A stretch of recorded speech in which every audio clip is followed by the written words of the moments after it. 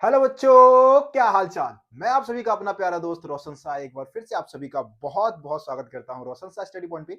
और उम्मीद करता हूं कि आप सभी एकदम मस्त होंगे, तंदुरुस्त होंगे, अपनी फैमिली का और अपनी फिटनेस का बहुत अच्छे से ध्यान भी रख रहे होंगे। सो बच्चों, आज की इस वीडियो में चुन चुन कर लाया हूं, चुन चुन कर top 35 question, subject 11th class political science. Second book रहेगा जिसका नाम है राजनीतिक सिद्धांत, है ना। संविधान वाली जो बुक है, फर्स्ट बुक है हमारी, उसके टॉप 35 क्वेश्चन को हमने कर लिया है। आज हमारी बारी है सेकंड बुक के जो टॉप 35 क्वेश्चन है, मोस्ट मोस्ट इंपोर्टेंट क्वेश्चन, ऐसे क्वेश्चन जो कि आपके फाइनल एग्जाम में रिपीट होते हैं, बार बार रिपीट होते हैं। आप एग्जाम दे के आओगे, देखोगे कि इसी में से क्वेश्चन सारे आए हैं भाई, जो क्वेश्चन आपको मैं बताने वाला हूं। ठीक है जी।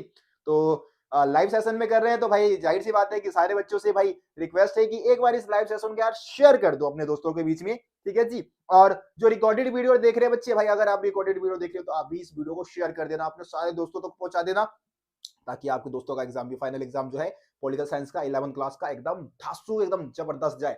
और जितने भी बच्चे अभी जुड़ गए हैं भाई, एक बार लाइक जरूर कर देना, लाइक ठोक देना सारे बच्चे भाई, ठीक है, इस लाइव सेशन को। और फायर वाली इमोजी के साथ सारे बच्चे एक बार फायर वाली इमोजी के साथ यस लिखेंगे कि भैया यस भैया, अब फटाफट हमने शेयर कर दिया है, आपके सेशन को लाइक कर दिया है, अब आगे आप क्वेश्चंस को सॉल्व करवाना स्टार्ट कर दो। एक बार सारे बच्चे फायर वाली इमोजी के साथ यस लिखेंगे मेरे को चैट बॉक्स में। चलिए जी, फटाफट कर दो ये काम, फटाफट कर दो ये काम। ओके ओके, हाँ जी, ठीक है, ठीक है, ओके, बहुत बढ़िया। सारे बच्चे भाई फायर वाली इमोजी के साथ यस लिखेंगे, यस भैया, लाइक शेयर कर दिया है, फटाफट क्वेश्चन को सॉल्व करवाना स्टार्ट कर दो।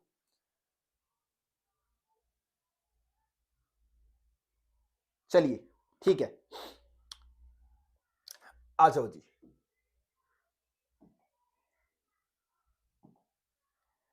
देखो, सबसे पहले आपको पता होना चाहिए कि जैसे सेकंड बुक है जो हमारी राजनीतिक सिद्धांत वाली जो हमारी बुक है, उसमें से टोटल 8 चैप्टर आ रहे हैं, है ना। 8 चैप्टर से हम क्वेश्चंस ऐड कर मतलब 8 चैप्टर के 8 चैप्टर जो भी है, सारे चैप्टर से क्वेश्चन लिया हो बच्चे, है ना।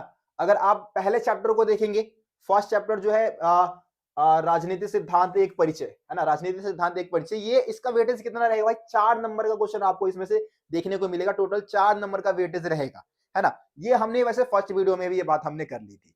इसके अलावा आप स्वतंत्रता और समानता, है ना, फ्रीडम और इक्वालिटी, ये दो अगर चैप्टर को मिलाएंगे तो दोनों चैप्टर को मिला के टोटल 12 नंबर का वेटेज रहेगा, 12 नंबर के क्वेश्चन आएंगे। तो इसमें से आपको एक आध लॉन्ग क्वेश्चन इन दोनों में से एक चैप्टर से एक आध लॉन्ग क्वेश्चन जरूर देखने को मिलेगा, 6 मार्क्स में क्वेश्चन आपको जरूर देखने को मिलेगा, ठीक है।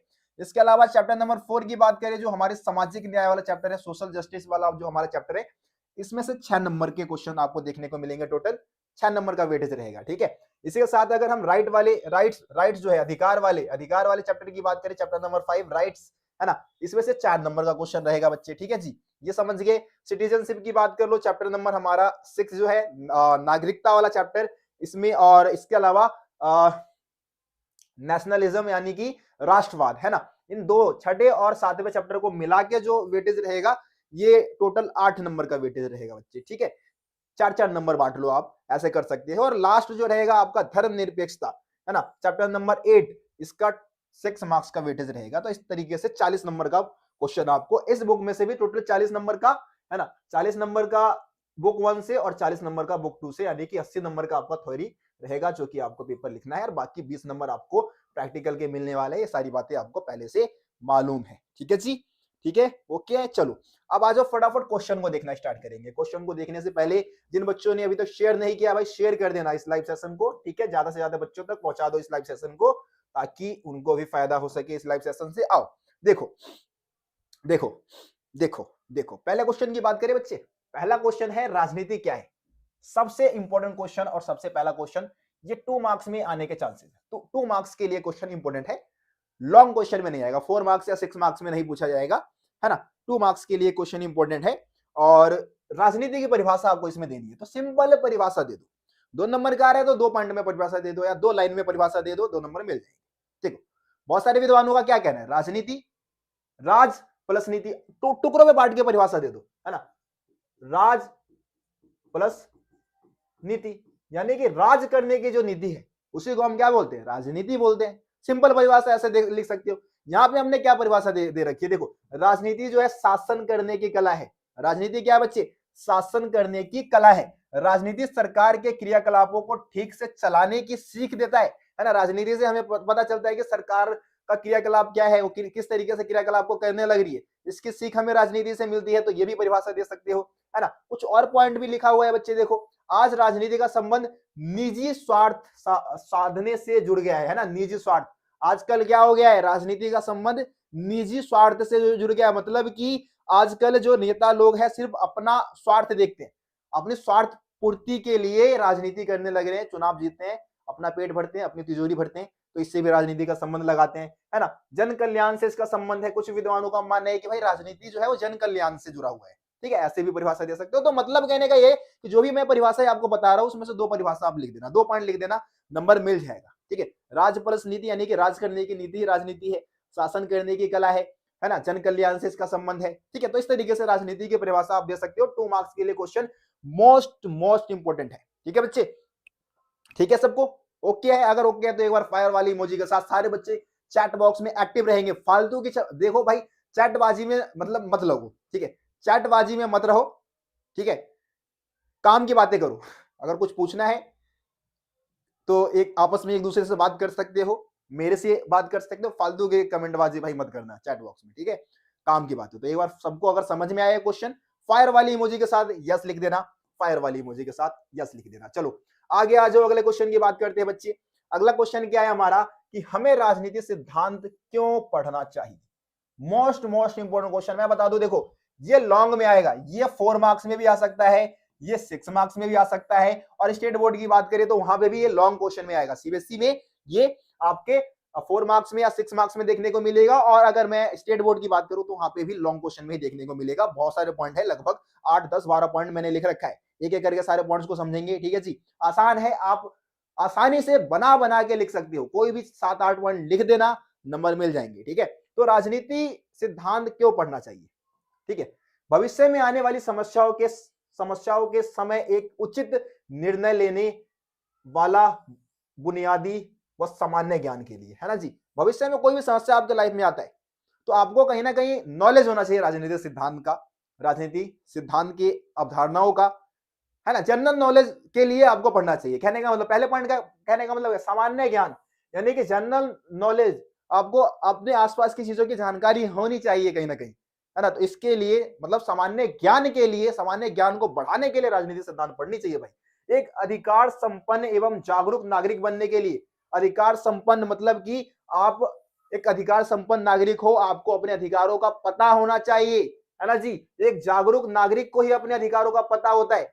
तो जागरूक नागरिक बनने के लिए भी हमें राजनीतिक सिद्धांत का अध्ययन करना चाहिए, विश्लेषण करना चाहिए। सबको क्या भाई, सबको क्या, आओ चेतना जागृत करने के लिए, चेतना मतलब वही कि बुद्धिमान व्यक्ति बनने के लिए भी राजनीतिक सिद्धांत पढ़ो, मत देने के लिए, है ना। अगर आप राजनीतिक सिद्धांत का अध्ययन करते हो, आप पार्टियों का अध्ययन करते हो, पार्टियों के बारे में आपको पता है, तो आप एक सही कैंडिडेट चुन सकते हो, और एक सही कैंडिडेट को वोट डाल के आप विजय मना के अपना और अपने समाज का कल्याण करवा सकते हो, ठीक है जी। ओके सबको, आगे देखो, समाज से पूर्वाग्रह को समाप्त करने के लिए, पूर्वाग्रह का मतलब क्या होता है, पूर्वाग्रह का मतलब होता है जो समाज में बहुत सारी कमियां हैं उनको दूर कर सकते हो आप राजनीतिक सिद्धांत का विश्लेषण करके, है ना। समाज में एकता स्थापित कर सकते हो, ठीक है, ठीक है, एकता कायम करने के लिए। इसके अलावा आंदोलनों को प्रेरणा व सही दिशा देने के लिए, अगर किसी आंदोलन में आप पार्टिसिपेट करते हो, किसी आंदोलन के आप लीडर हो, उसको किस तरीके से सही डायरेक्शन में लेके जाना चाहिए, तो राजनीतिक सिद्धांत से आपको इस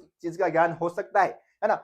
वाद विवाद, तर्क वितर्क, लाभ हानि का आंकलन करने के लिए, ठीक है जी। मतलब कहने का ये है कि अगर आपको सही अच्छा खासा पॉलिटिकल साइंस का नॉलेज है तो आप डिबेट कर सकते हो, बहस कर सकते हो किसी मुद्दे पे आप, है ना। या फिर आप लाभ हानि का आंकलन कर सकते हो, यानी कि सरकार ने मान लो कोई नीति लागू की, अब उस सरकार की नीति आपके लिए हानिकारक है या फायदेमंद है, तो राजनीति का नॉलेज होगा तो आप कहीं ना कहीं इस बात का भी आंकलन कर सकते हो, ठीक है बच्चे। ओके सबको, निर्णय लेने की कला सीखने के लिए, है ना भाई, सही तरीके से आप निर्णय कैसे ले सकते हो, निर्णय लेने की कला सीखने के लिए भी आपको पढ़ना चाहिए।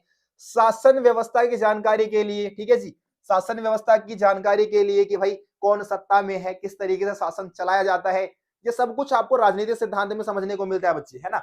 नीति बनाने के लिए भाई कोई अच्छी नीति बनानी है तो भी राजनीतिक सिद्धांत का विश्लेषण कर सकते हो, क्योंकि राजनीतिक सिद्धांत में अनेक सिद्धांत, अनेक नीतियों का ही विश्लेषण हम कहीं ना कहीं करते हैं, है ना। लोकतंत्र की उपयोगिता का ज्ञान प्राप्त करने के लिए भी राजनीतिक सिद्धांत पढ़ना चाहिए। अधिकार एवं कर्तव्यों को समझने के लिए, अगर आप अपने अधिकारों को समझना चाहते हो बच्चे और अपने कर्तव्यों को समझना चाहते हो तो भी राजनीतिक सिद्धांत पढ़ना होगा बच्चे, है ना।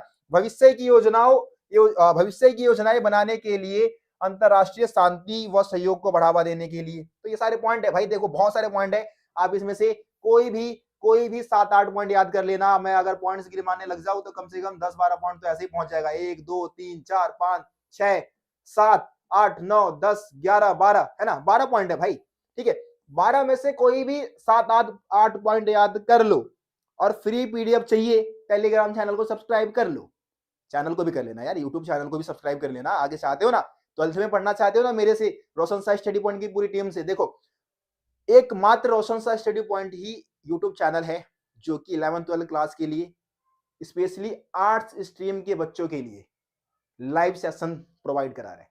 पूरे यूट्यूब पे कहीं भी चले जाओ, 5-5 घंटे का महामैराथन हमने 12th क्लास के लिए शुरू किया भाई। 5-5 6-6 घंटे नॉन स्टॉप पढ़ाता हूं मैं 12th क्लास के बच्चों को, ठीक है, क्योंकि उनका बोर्ड एग्जाम है। अभी आप लोग 11th में, तो इसलिए उतना उतनी लंबी क्लास आपको देने की जरूरत नहीं है ना। 11th क्लास में अच्छे खासे मार्क्स के साथ पास हो जाओ, 12th में जम के मेहनत करेंगे बच्चे। 12th में हमें असली अपना क्षमता दिखाना है, पावर दिखाना है, हाँ, तबाही मचा देनी है, लगना चाहिए। मतलब देखो हम एक ऐसा माहौल बनाने की कोशिश कर रहे हैं रोशन सा स्टडी पॉइंट के थ्रू। हम यूट्यूब पे एक ऐसा माहौल, क्योंकि देखो कोई भी आर्ट्स स्ट्रीम को भारी में नहीं लेता है, सब हल्के में लेते हैं।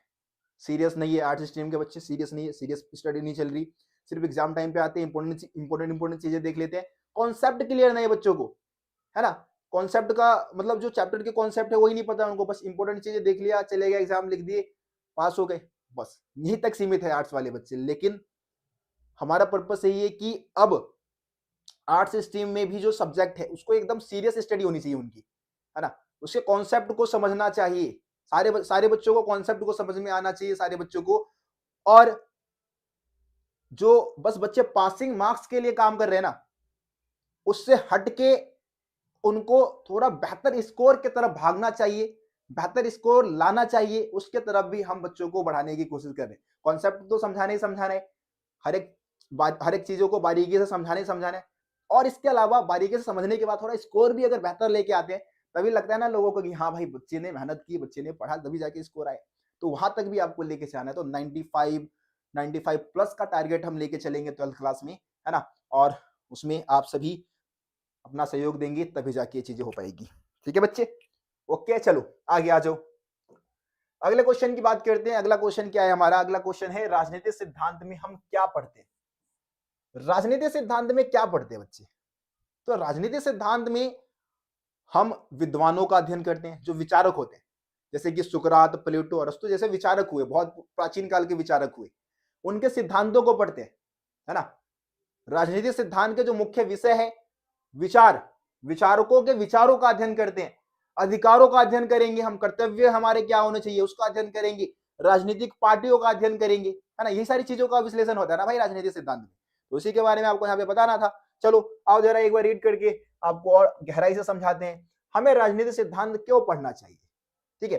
तो इसमें हम राजनीतिक दार्शनिकों के विचारों को पढ़ते हैं, जैसे कौटिल्य को हम चाणक्य भी बोलते हैं, आपको पता है, ठीक है। चाणक्य या कौटिल्य बोल दो, Karl Marx, Rousseau, Mahatma Gandhi, अरस्तु जैसे जो दार्शनिक हुए हैं, जो विचारक हुए हैं, उनके विचारों का विश्लेषण करते हैं, उनके विचारों को पढ़ते हैं, उनके विचारों को जानने की कोशिश करते हैं, समझने की कोशिश करते हैं। इसमें हम अधिकार एवं कर्तव्यों का भी अध्ययन करते हैं, ठीक है जी। ये भी पढ़ने को मिलता है आपको, ये भी समझने को मिलता है। आगे देखो, इसके द्वारा हम राजनीतिक दलों का अध्ययन करते हैं, जो राजनीतिक पार्टियां है उसका भी विश्लेषण करते हैं, उसको भी समझते हैं, ठीक है बच्चे, ठीक है। इसके अलावा राज्य और वहां की सरकार के बारे में भी पढ़ा जाता है भाई, राज्य और वहां की सरकार के बारे में विश्लेषण करते हैं, ठीक है। ये सारी चीजें आपको राजनीतिक सिद्धांत में पढ़ने को मिलता है, ठीक है बच्चे। ओके, सबको आगे बढ़े अगले क्वेश्चन की तरफ। अगला क्वेश्चन क्या है? अगला क्वेश्चन कहता है बच्चे, लोकतंत्र के सफल संचालन के लिए नागरिकों का जागरूक होना जरूरी है, टिप्पणी कीजिए। बहुत ही इंपॉर्टेंट है क्वेश्चन, थोड़ा सा लॉजिकल क्वेश्चन है, थोड़ा सा यहाँ पे आपको दिमाग खर्च करना होगा बच्चे, है ना। दिमाग अपना खर्च करोगे तभी जाके आपको आंसर मिलेगा इस क्वेश्चन का। क्या क्वेश्चन क्या कह रहा है कि लोकतंत्र के सफल संचालन के लिए नागरिकों का जागरूक होना जरूरी है, टिप्पणी कीजिए। अब मान लो हमारा देश एक लोकतांत्रिक देश है, अगर यहाँ का नागरिक जागरूक नहीं होगा तो सरकारें आएंगी, सरकारें लोगों को बेवकूफ बनाएंगी, सरकारें तख्ता पलट कर देंगी, तानाशाही व्यवस्था लागू हो जाएगा। अगर यहाँ के लोग अपने अधिकारों के प्रति जागरूक ना हो, है ना, अपने कर्तव्य के प्रति जागरूक ना हो, तो लोगों का लोकतंत्र के सफल बने रहने के लिए लोगों का जागरूक होना बहुत जरूरी है बच्चे। ठीक है, उसी के रिगार्डिंग हमारा क्वेश्चन है। चलो एक बार पॉइंट्स को पढ़ देते हैं। वैसा जो मैंने पॉइंट्स बताए वही लिखा हुआ है, उसी को हमने छोटे छोटे पॉइंट्स में तब्दील करके यहाँ पे पॉइंट्स बना दिए। देखो क्या लिखा है, लिखा क्या है कि जागरूक नागरिकता प्रजातंत्र की सफलता की पहली शर्त है ना। अगर नागरिक जागरूक ना हो तो प्रजातंत्र टिक ही नहीं पाएगा, लोकतंत्र नहीं टिक पाएगा बच्चे। ठीक है, निरंतर देखरेख की स्वतंत्रता की कीमत है। मतलब हम अपनी स्वतंत्रता की देखरेख करते हैं जब ही हमें स्वतंत्रता मिली हुई है। अगर हम अपनी स्वतंत्रता की देखरेख नहीं करेंगे तो सरकारें हमारी स्वतंत्रता का हनन कर लेंगी भाई। अपने अधिकारों और कर्तव्यों के प्रति जागरूक होना सभी नागरिकों को भाई चाहिए, है ना। सभी नागरिकों को अपने अधिकारों और कर्तव्य के प्रति जागरूक होना जरूरी है। यदि उनके किसी अधिकार पर कोई हस्तक्षेप होता है, कोई उनके अधिकारों का हनन करने की कोशिश करता है ना, तो उसके विरुद्ध आवाज उठाने के लिए हमेशा तैयार रहना चाहिए, है ना। अगर जागरूक नागरिक नहीं होंगे, अपने अधिकारों के प्रति जागरूक नहीं रहेंगे, अपने कर्तव्य के प्रति जागरूक नहीं रहेंगे, तो लोकतंत्र नहीं चल पाएगा। अगर उनके अधिकारों का विरोध होता है या हनन होता है तो तुरंत उनको इसके खिलाफ आवाज उठाना चाहिए। ठीक है बच्चे, है ना। सार्वजनिक विषयों के प्रति, अगर सार्वजनिक जो विषय है उसके प्रति अगर आप उदासीन रहते, उसमें आप कोई इंटरेस्ट नहीं दिखाते तो ठीक नहीं है। इससे शासन पर कुछ व्यक्तियों का प्रभुत्व हो जाएगा, है ना। जो सार्वजनिक विषय है, जैसे कि बहुत सारे लोग इलेक्शन को बहुत हल्के में लेते हैं, वोट डालने नहीं जाते हैं, है ना। तो ये चीजें भी सही नहीं है, इसमें भी हमें अपना योगदान देना चाहिए, सरकार बनाने में हमें अपना योगदान देना चाहिए। ठीक है जी, इन विषयों में प्रत्येक नागरिकों को सक्रिय भाग लेना चाहिए, राजनीतिक समस्याओं और घटनाओं के प्रति सचेत रहना चाहिए कहीं ना कहीं। ठीक है, तो बस यही आप, और चुनाव वगैरह में, है ना, राजनीतिक चुनावों में बढ़ चढ़ के भाग लेना चाहिए। ठीक है, जो पॉइंट्स आपको मैंने बताया वही सारी चीजें यहाँ पे लिखी हुई थी। उम्मीद करता हूँ सबको समझ में आ गया होगा ये पॉइंट भी, ये क्वेश्चन भी।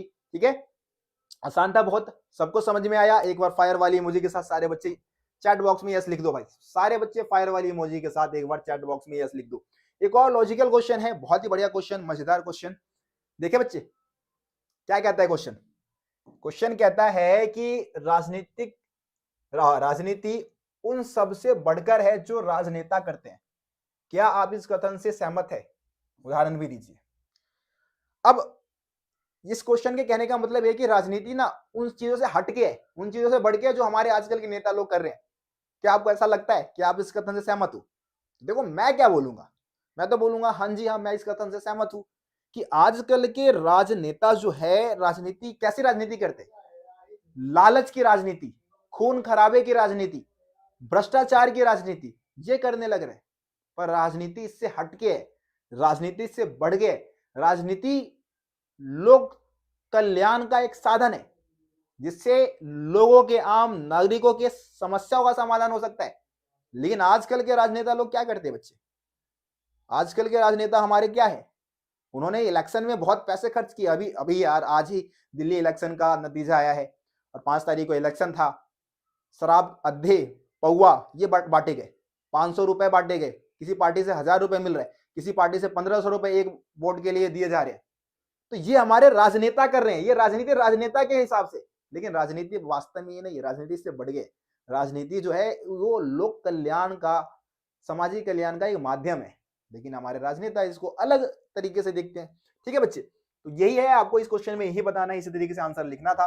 तो मैंने आपको समझाया। एक बार जो हमारा इसमें आंसर क्या है उसको भी हम रीड करेंगे बच्चे, है ना। देखो क्या लिखा है, यह कथन सर्वथा सही है कि राजनीति उन सबसे बढ़कर है जो राजनेता करते हैं। वास्तव में जो राजनीति राजनेता करते हैं, केवल उसे ही राजनीति नहीं कहा जा सकता, है ना। थोड़ा मिसप्रिंट हो गया, उसे ही राजनीति नहीं कहा जा सकता, क्योंकि राजनेता अपने लाभ के लिए गलत कार्यों को भी सही ठहराते हैं, है ना। राजनेता क्या करते हैं, गलत कार्य को भी सही ठहराते हैं अपने लाभ के लिए, अतः उसे राजनीति नहीं कहा जा सकता। राजनीति सरकार के कार्यकलापों के अतिरिक्त संस्थाओं से संबंधित है ना। सरकार की जो संस्थाएं हैं उसका भी विश्लेषण राजनीति में आ जाता है। ठीक है बच्चे, और राजनीति जन कल्याण का माध्यम है। ये तरीके से पॉइंट आप यहाँ पे लिख सकते हो। वैसे यहाँ पे जो पॉइंट लिखा है ना, उससे बढ़िया एग्जाम्पल देके मैंने आपको समझाया है ना। अगर आप सिर्फ इसको पढ़ने की कोशिश करते तो रटना पड़ता, लेकिन जिस तरीके से मैंने आपको समझाया है आपके दिमाग में फिक्स हो गया होगा। एग्जाम्पल्स वगैरह से आप लिख सकते हो। ठीक है, एग्जाम्पल भी एक आध लिख सकते हो यार, शराब हुए पैसे ऐसे बांटे जाते हैं, ऐसे एग्जाम्पल्स लिखा जा सकता है आंसर में, ऐसी कोई बात नहीं है, घटिया एग्जाम्पल नहीं है, बल्कि हमारे रियल लाइफ से जुड़ा हुआ है। ठीक है, आप लोगों ने अपने आसपास भी देखा होगा अद्धा पोगा बटते हुए, है ना। देखा है ना, कितने बच्चों ने देखा है कि कितने बच्चों ने देखा है कि उनके आसपास अद्धा पोगा बट रहा था 5 तारीख को, 5 तारीख से एक दिन पहले, मतलब 4 तारीख को, 4 तारीख के रात को। अरे कई लोग मैंने देखा भाई, मतलब इधर जो अंडे वाले हैं उनके यहाँ पे लोग अगले दिन तक वो दारू, जो चुनाव का दारू था, वो पी रहे थे। ठीक है, हाँ, कितने बच्चों ने देखा है?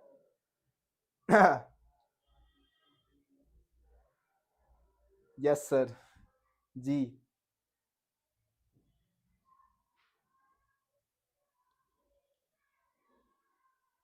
चलो हाँ, आ जाओ, अगला क्वेश्चन एकदम जबरदस्त, एकदम मजेदार क्वेश्चन है फिर से। राजनीति विज्ञान विज्ञान है भी और नहीं भी, इस कथन को स्पष्ट कीजिए। भाई मस्त क्वेश्चन है ना। देखो ऐसे क्वेश्चन अभी आपको जितने भी ज्यादातर क्वेश्चन दिख रहे हैं, ऐसे क्वेश्चन आपको दिख रहे हैं जो कि रट के आप आंसर नहीं कर सकते हो। ये क्वेश्चन ऐसे जो कि समझने वाले हैं, समझ के आप इसका आंसर बड़े आसानी से कर सकते हो, है ना। राजनीति विज्ञान विज्ञान भी है और नहीं भी, इस कथन को स्पष्ट कीजिए। तो देखो, कुछ विद्वान राजनीति को एक विज्ञान मानते हैं, विज्ञान की तरह पेश करते हैं, कुछ विद्वान इसको विज्ञान नहीं मानते। तो दोनों विद्वानों के विचार हमें यहाँ पे लिखने हैं। चलो जी फटाफट बता देता हूं।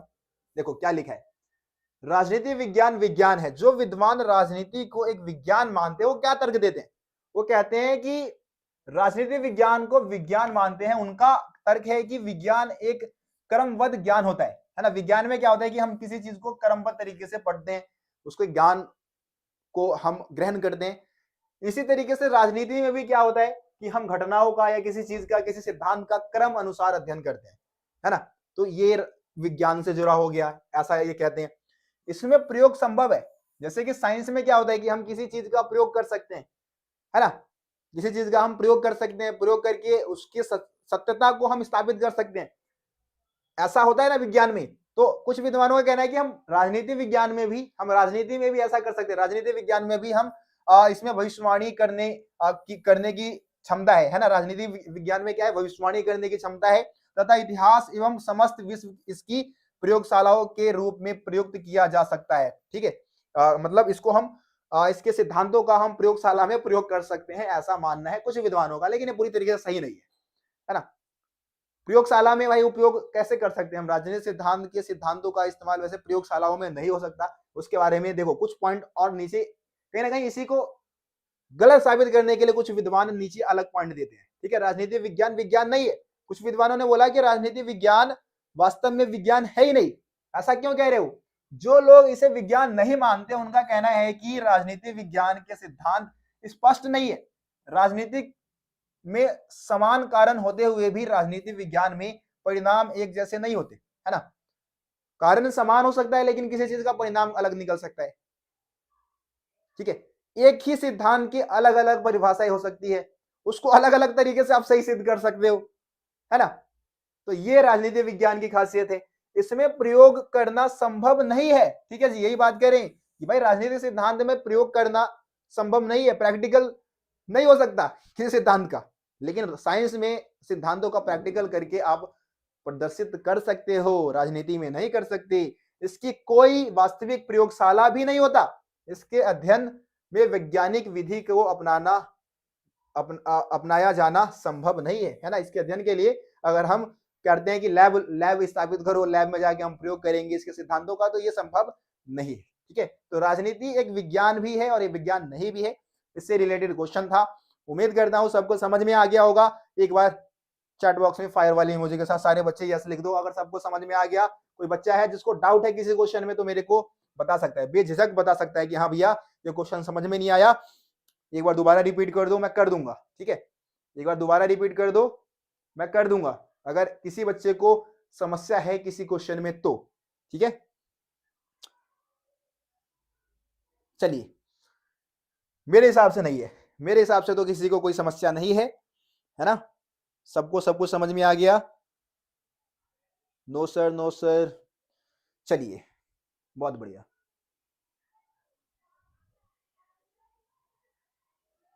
आ जाओ अगले क्वेश्चन की बात करते हैं। क्वेश्चन नंबर 7 है। क्वेश्चन नंबर 7 क्या कहता है कि सकारात्मक स्वतंत्रता और नकारात्मक स्वतंत्रता में अंतर स्पष्ट कीजिए। ठीक है, देखो आपको पहले ही बोल दिया हूं कि चुन चुन के क्वेश्चन लाया हूं और क्वेश्चन इसी में से आएगा पेपर में बच्चे, है ना। ये सारे क्वेश्चन को बहुत अच्छे से आप करके जाना। सकारात्मक और नकारात्मक स्वतंत्रता में हमें अंतर बताना है। देखो, सकारात्मक स्वतंत्रता की बात करें तो इसमें क्या होता है कि हमारे स्वतंत्रता के ऊपर लगे होते हैं प्रतिबंध। ठीक है जी, प्रतिबंध लगे होते हैं। नकारात्मक स्वतंत्रता में क्या होता है कि कोई प्रतिबंध नहीं होता, है ना। हमारे स्वतंत्रता के ऊपर कोई भी प्रतिबंध नहीं होता, प्रतिबंध नहीं होता, आप जो चाहे करो, आपकी मर्जी। सकारात्मक स्वतंत्रता में स्वतंत्रता के अधिकार को आपको दिया तो जाता है लेकिन कुछ प्रतिबंधों के साथ। मतलब समझ गए, अब अंतर भी समझ जाओगे। मतलब समझ गए तो अंतर भी समझ जाओगे। ठीक है, आगे आओ, देखो क्या लिखा है। स्वतंत्रता की अवधारणा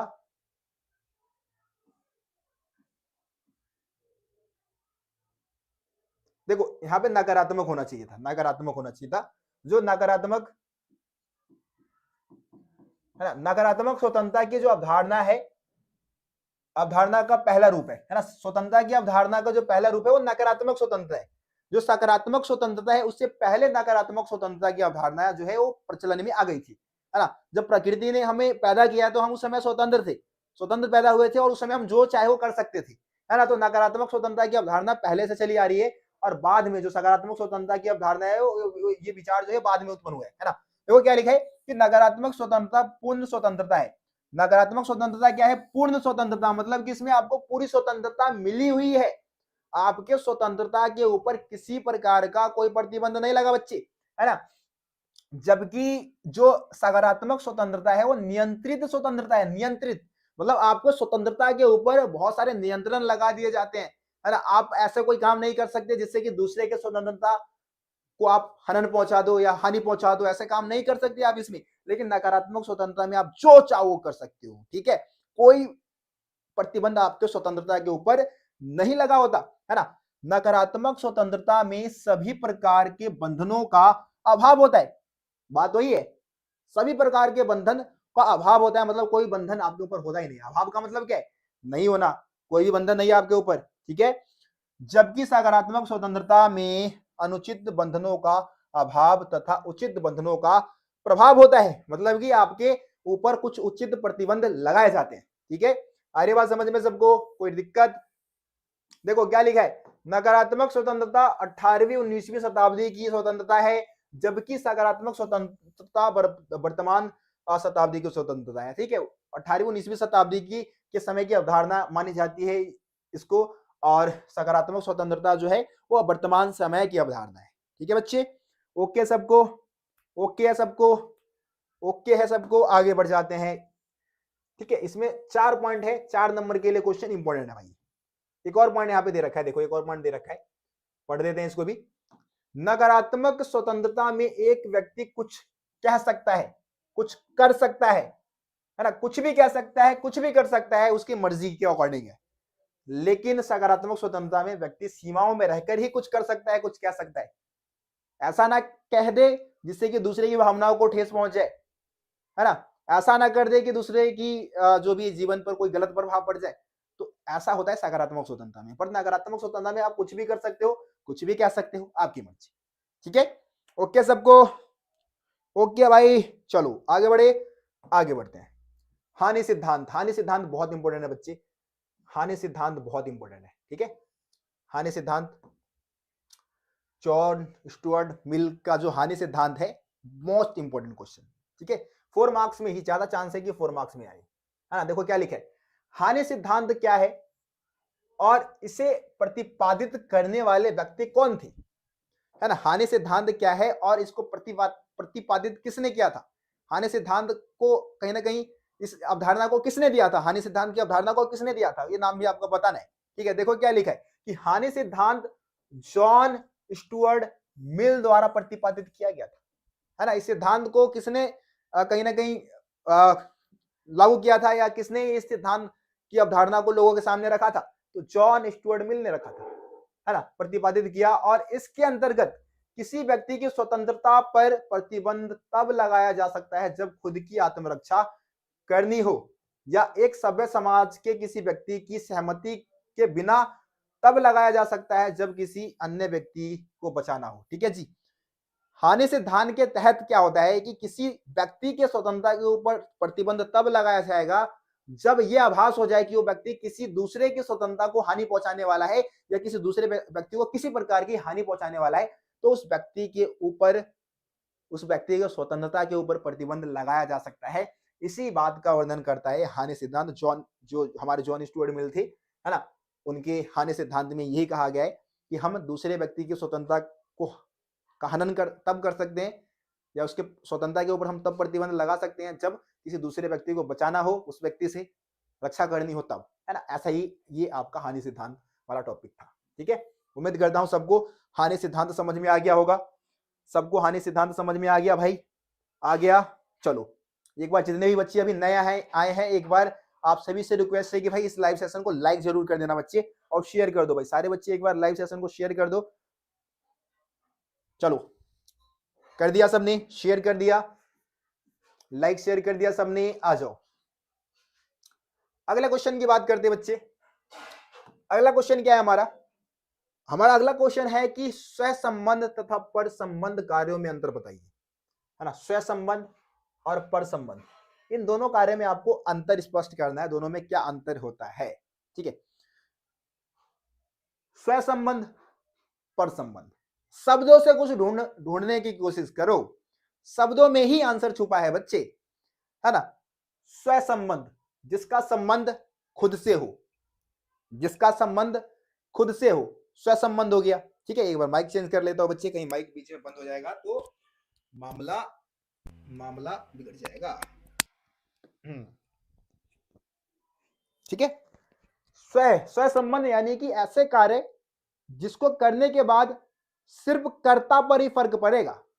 मतलब मान लो मैंने कोई काम किया है, ठीक है, और उस काम का असर सिर्फ मेरे ऊपर पड़ रहा है, तो स्व संबंध कार्य हो जाएगा। मान लो कि मैं बंद कमरे में सुट्टा मारता हूं, ठीक है, अगर बंद कमरे में सुट्टा मार रहा हूं तो इस कार्य का असर सिर्फ मेरे ऊपर पड़ रहा है। सुट्टा मार रहा हूं तो मेरे लंग्स खराब हो जाएंगे, है ना, ठीक है, किडनी खराब हो जाएगी, मेरे स्वास्थ्य पे नेगेटिव इफेक्ट कहीं ना कहीं देखने को मिलेगा।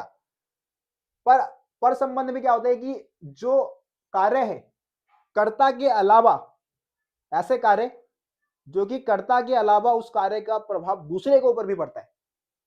जैसे कि मैं सुट्टा ही मार रहा हूँ, अब सुट्टा मैं जाके बाहर गली मोहल्ले में मार रहा हूँ, लोगों की भीड़ है, भीड़ में जाके सुट्टा मारने लग जाऊँ, तो ये क्या हो जाएगा, पर संबंध कार्य। ठीक है, देखो क्या लिखे, स्व संबंध, इसमें किए जाने वाले कार्य का प्रभाव केवल कर्ता पर ही पड़ता है। इसमें क्या लिखा है, इसमें किए जाने वाले कार्य का प्रभाव कर्ता के अलावा अन्य लोगों पर भी पड़ता है, जैसा कि एग्जाम्पल से मैंने आपको समझाया। ठीक है, अरे बात समझ में, अरे बात समझ में सबको। इन कार्यों पर निर्णय लेने का अधिकार राज्य या किसी बाहरी सत्ता का हस्तक्षेप नहीं होता। ठीक है, आपका जो स्व संबंध कार्य है जिसका प्रभाव सिर्फ आपके ऊपर पड़ रहा है, एक बंद कमरे में आप क्या कर रहे हो उससे सरकार को कोई मतलब नहीं होना चाहिए।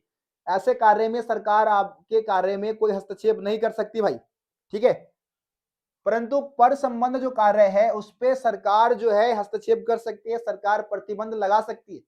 बाहर जाके सुट्टा मारोगे तो भाई प्रतिबंध लगाया जा सकता है।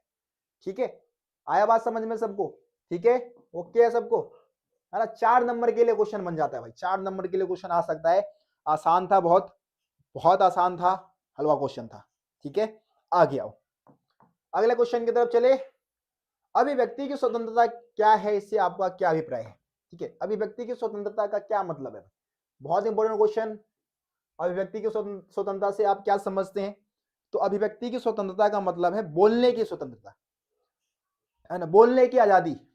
आप अपने विचारों को रख सकते हैं, यही है अभिव्यक्ति की स्वतंत्रता। ठीक है, देखो क्या लिखा है, अभिव्यक्ति की स्वतंत्रता से हमारा अभिप्राय यह है कि प्रत्येक व्यक्ति को अपनी बात विचार रखने की स्वतंत्रता होती है, पर व्यक्ति के विचार बातों से किसी जाति या धर्म को ठेस ना पहुंचे, इन बातों का ध्यान रखना होगा, है ना। मतलब कि अभिव्यक्ति की स्वतंत्रता आपको दी गई है कि आप अपनी भावनाओं को व्यक्त कर सकते हैं, आप अपनी बातों को, विचारों को दूसरों के सामने रख सकते हैं, लेकिन हाँ, बोलने का हक है आपको, लेकिन ऐसे वाक्य नहीं बोल सकते। अभिव्यक्ति की स्वतंत्रता के तहत आप ऐसे विचार नहीं रख सकते या ऐसे बात नहीं बोल सकते जिससे कि किसी दूसरे के धर्म को ठेस पहुंचे, दूसरे की जाति को ठेस पहुंचे, दूसरे की भावनाओं को ठेस पहुंचे। ये अभिव्यक्ति की स्वतंत्रता में आपको अधिकार नहीं दिया गया, है ना। बोलने की आजादी है, लेकिन इसमें भी कुछ सीमाएं हैं। ठीक है जी, उम्मीद करता हूं सबको अभिव्यक्ति की स्वतंत्रता समझ में आ गया होगा। बहुत आसान क्वेश्चन और बहुत ही छोटा क्वेश्चन, बहुत आसान और बहुत ही छोटा। ठीक है, अगला क्वेश्चन है, स्वराज शब्द से क्या अभिप्राय है? स्वराज, स्वराज शब्द का मतलब क्या होता है? तो स्वराज मतलब खुद का राज, खुद का शासन। किसी राज्य क्षेत्र में अगर हमारा खुद का शासन है तो हम क्या स्वराज को प्राप्त कर चुके हैं, या फिर हमारे जीवन के ऊपर किसी दूसरे का अधिकार नहीं है। जैसे कि अंग्रेज भारत में आए, उन्होंने हमारे देश को कब्जा लिया। अब हम अपने मर्जी से किसी काम को नहीं कर सकते हैं, मर्जी से कोई काम नहीं कर पा रहे हम, है ना। अंग्रेजों के खिलाफ आवाज नहीं उठा पा रहे हम, उनकी नीतियों के खिलाफ आवाज नहीं उठा पा रहे, तो उस समय हमें स्वराज की प्राप्ति नहीं हुई थी, है ना। यानी कि स्वराज का मतलब होता है खुद के ऊपर खुद का शासन। आप जैसे चाहे रह सकते हो, आप जैसे चाहे अपनी जिंदगी जी सकते हो, वही स्वराज। ठीक है, देखो क्या लिखा है, स्वराज शब्द का अर्थ स्वयं का शासन भी हो सकता है और स्वयं के ऊपर शासन भी हो सकता है। मतलब स्वयं का शासन यानी खुद का शासन, और खुद के ऊपर शासन भी हो सकता है। मतलब खुद के ऊपर खुद का शासन स्वराज है, कहने का मतलब है। ठीक है, स्वराज केवल स्वतंत्रता नहीं है, बल्कि ऐसी समस्याओं से मुक्ति भी है जो मनुष्य को मनुष्यता से वंचित करता है ना। ठीक है, मनुष्य को मनुष्यता से वंचित करने वाली चीजें भी स्वराज में ही आ जाती है। ठीक है, तो स्वराज का मतलब है खुद के ऊपर खुद का शासन। सिंपल शब्दों में मैं अगर इस शब्द की परिभाषा दूं तो, है ना जी, सबको आया समझ में स्वराज का मतलब? आगे आ जाओ।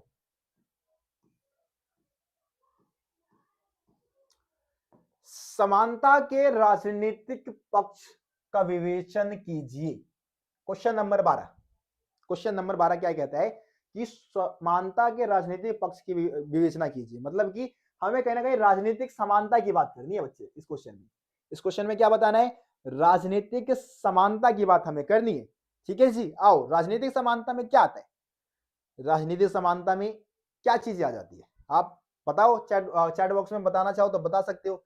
ठीक है, देखो, राजनीतिक समानता का अर्थ है कि राज्य में सभी नागरिकों को समान राजनीतिक अधिकार प्राप्त होने चाहिए, है ना। राजनीतिक समानता का मतलब क्या है कि एक देश में रहते हुए सभी नागरिकों को समान राजनीतिक अधिकार मिलने चाहिए। अब राजनीतिक अधिकार में क्या आता है? चुनाव लड़ने का अधिकार, वोट डालने का अधिकार, राजनीतिक पार्टी बनाने का अधिकार, संघ बनाने का अधिकार, है ना। ये सब राजनीतिक अधिकार में आ जाते हैं हमारे। तो इन सारी चीजों की स्वतंत्रता ही कहीं ना कहीं समानता के राजनीतिक पक्ष में आ जाते हैं। ठीक है, देखो क्या लिखा है, प्रत्येक व्यक्ति को चुनाव में खड़ा होने का अधिकार होना चाहिए, है ना।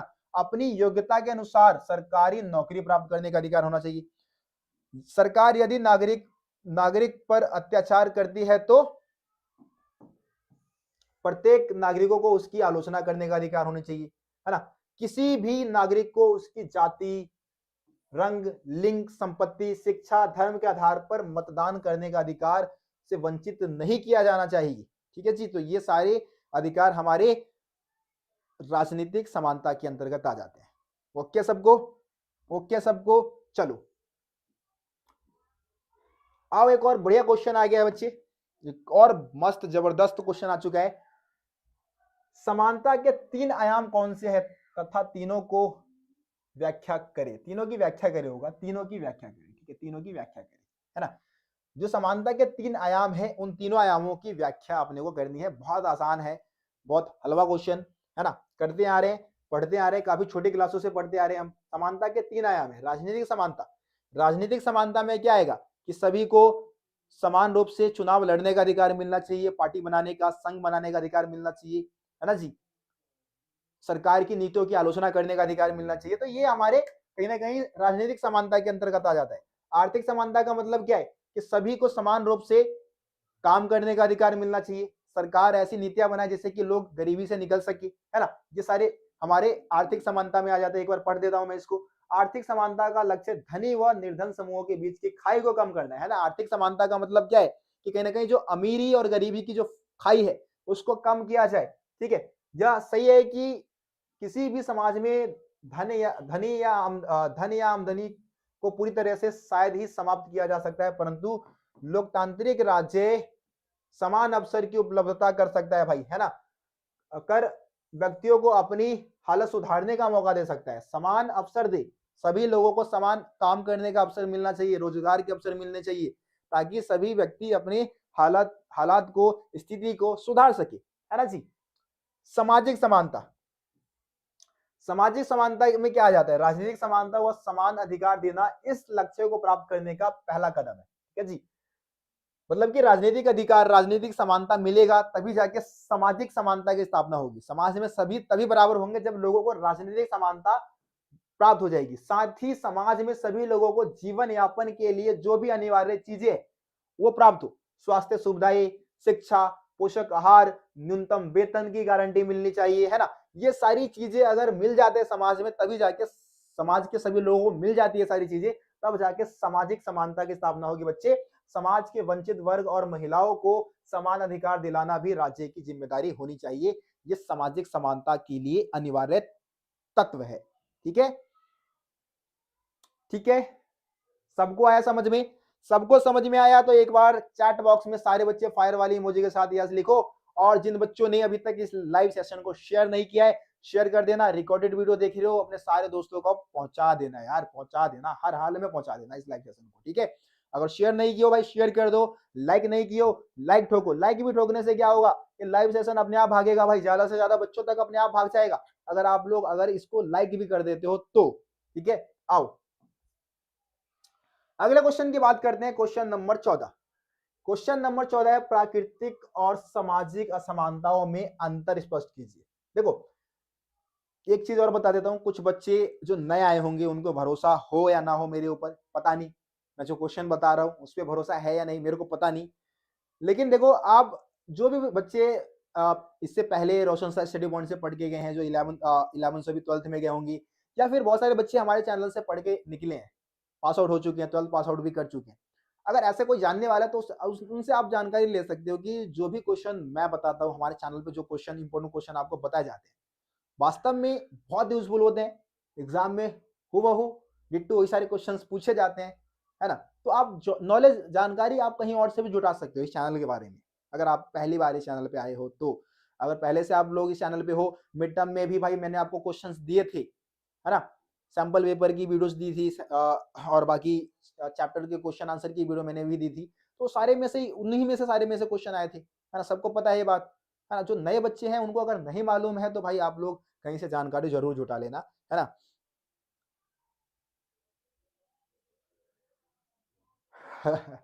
सब्सक्राइब करना है, मत कर भाई सब्सक्राइब, कोई दिक्कत नहीं, बस लाइक शेयर कर देना, सब्सक्राइब मत करो, कोई दिक्कत वाली बात नहीं है।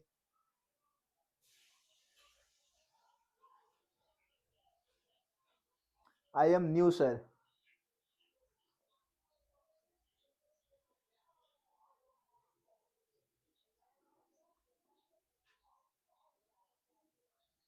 हाँ ठीक है, क्वेश्चन है प्राकृतिक और सामाजिक असमानताओं में अंतर बताइए, है ना।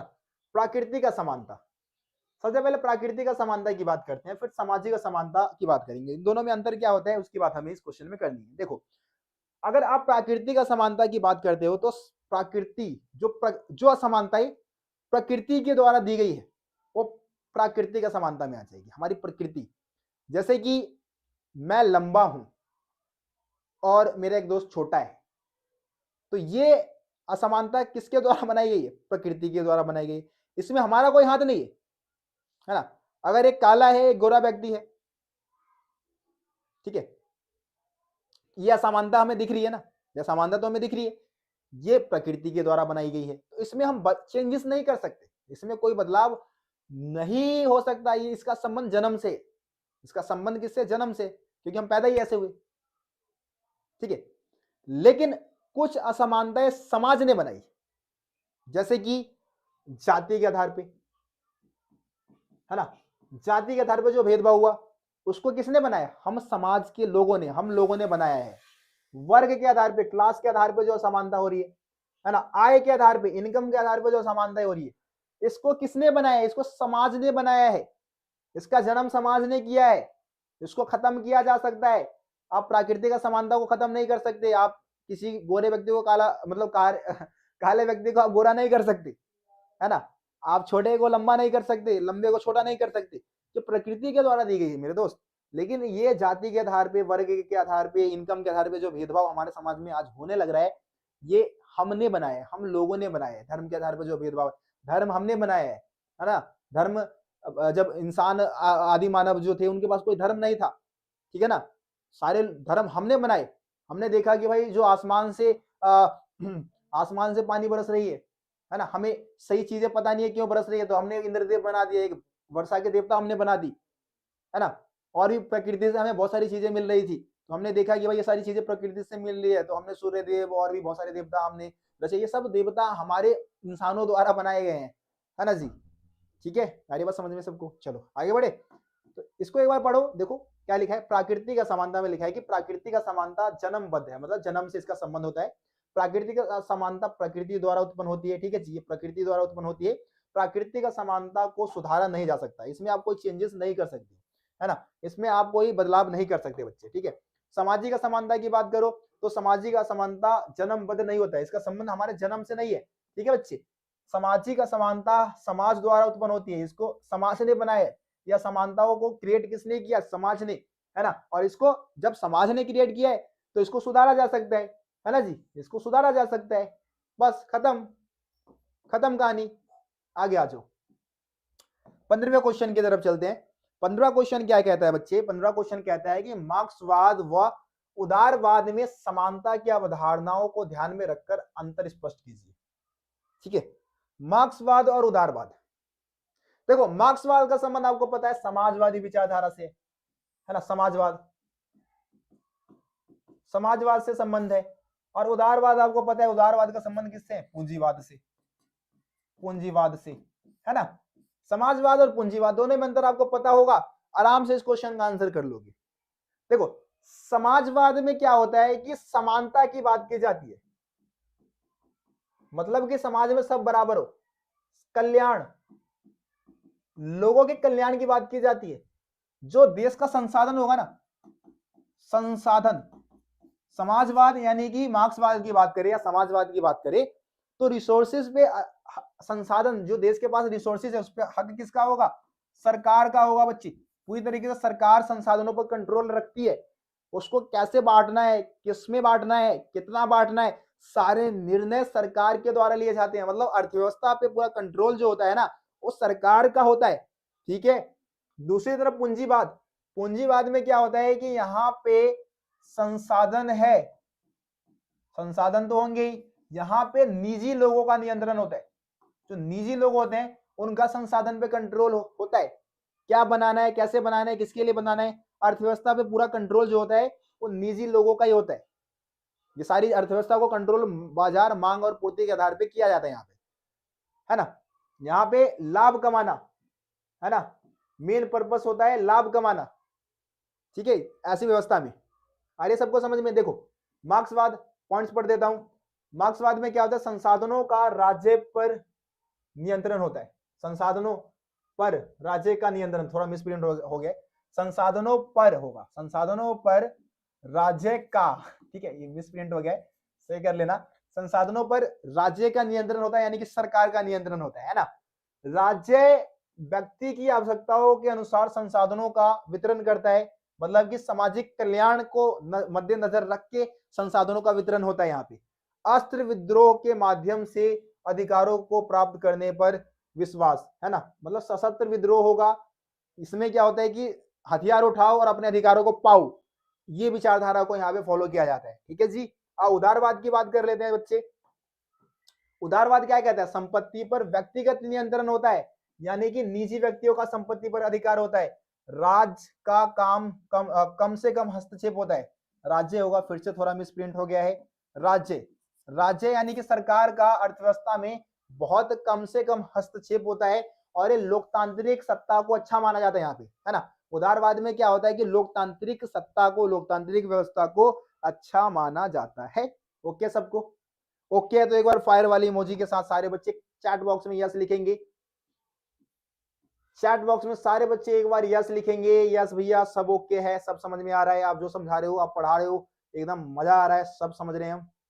चलो चलो करो चैट बॉक्स में एक बार आग लगाओ, जरा आग लगाओ चैट बॉक्स में एक बार सारे बच्चे आग लगाओ, तबाही मचाओ। हाँ, कोमल, रोहित,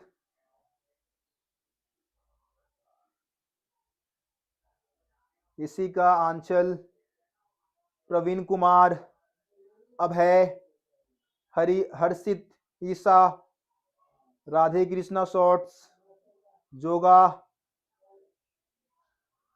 प्राइम क्रिकेट, हर्षित, योगेश। चलो ठीक है, ओके। आओ जरा देखो अगले क्वेश्चन की बात करते हैं बच्चे। अगला क्वेश्चन क्या कहता है हमारा,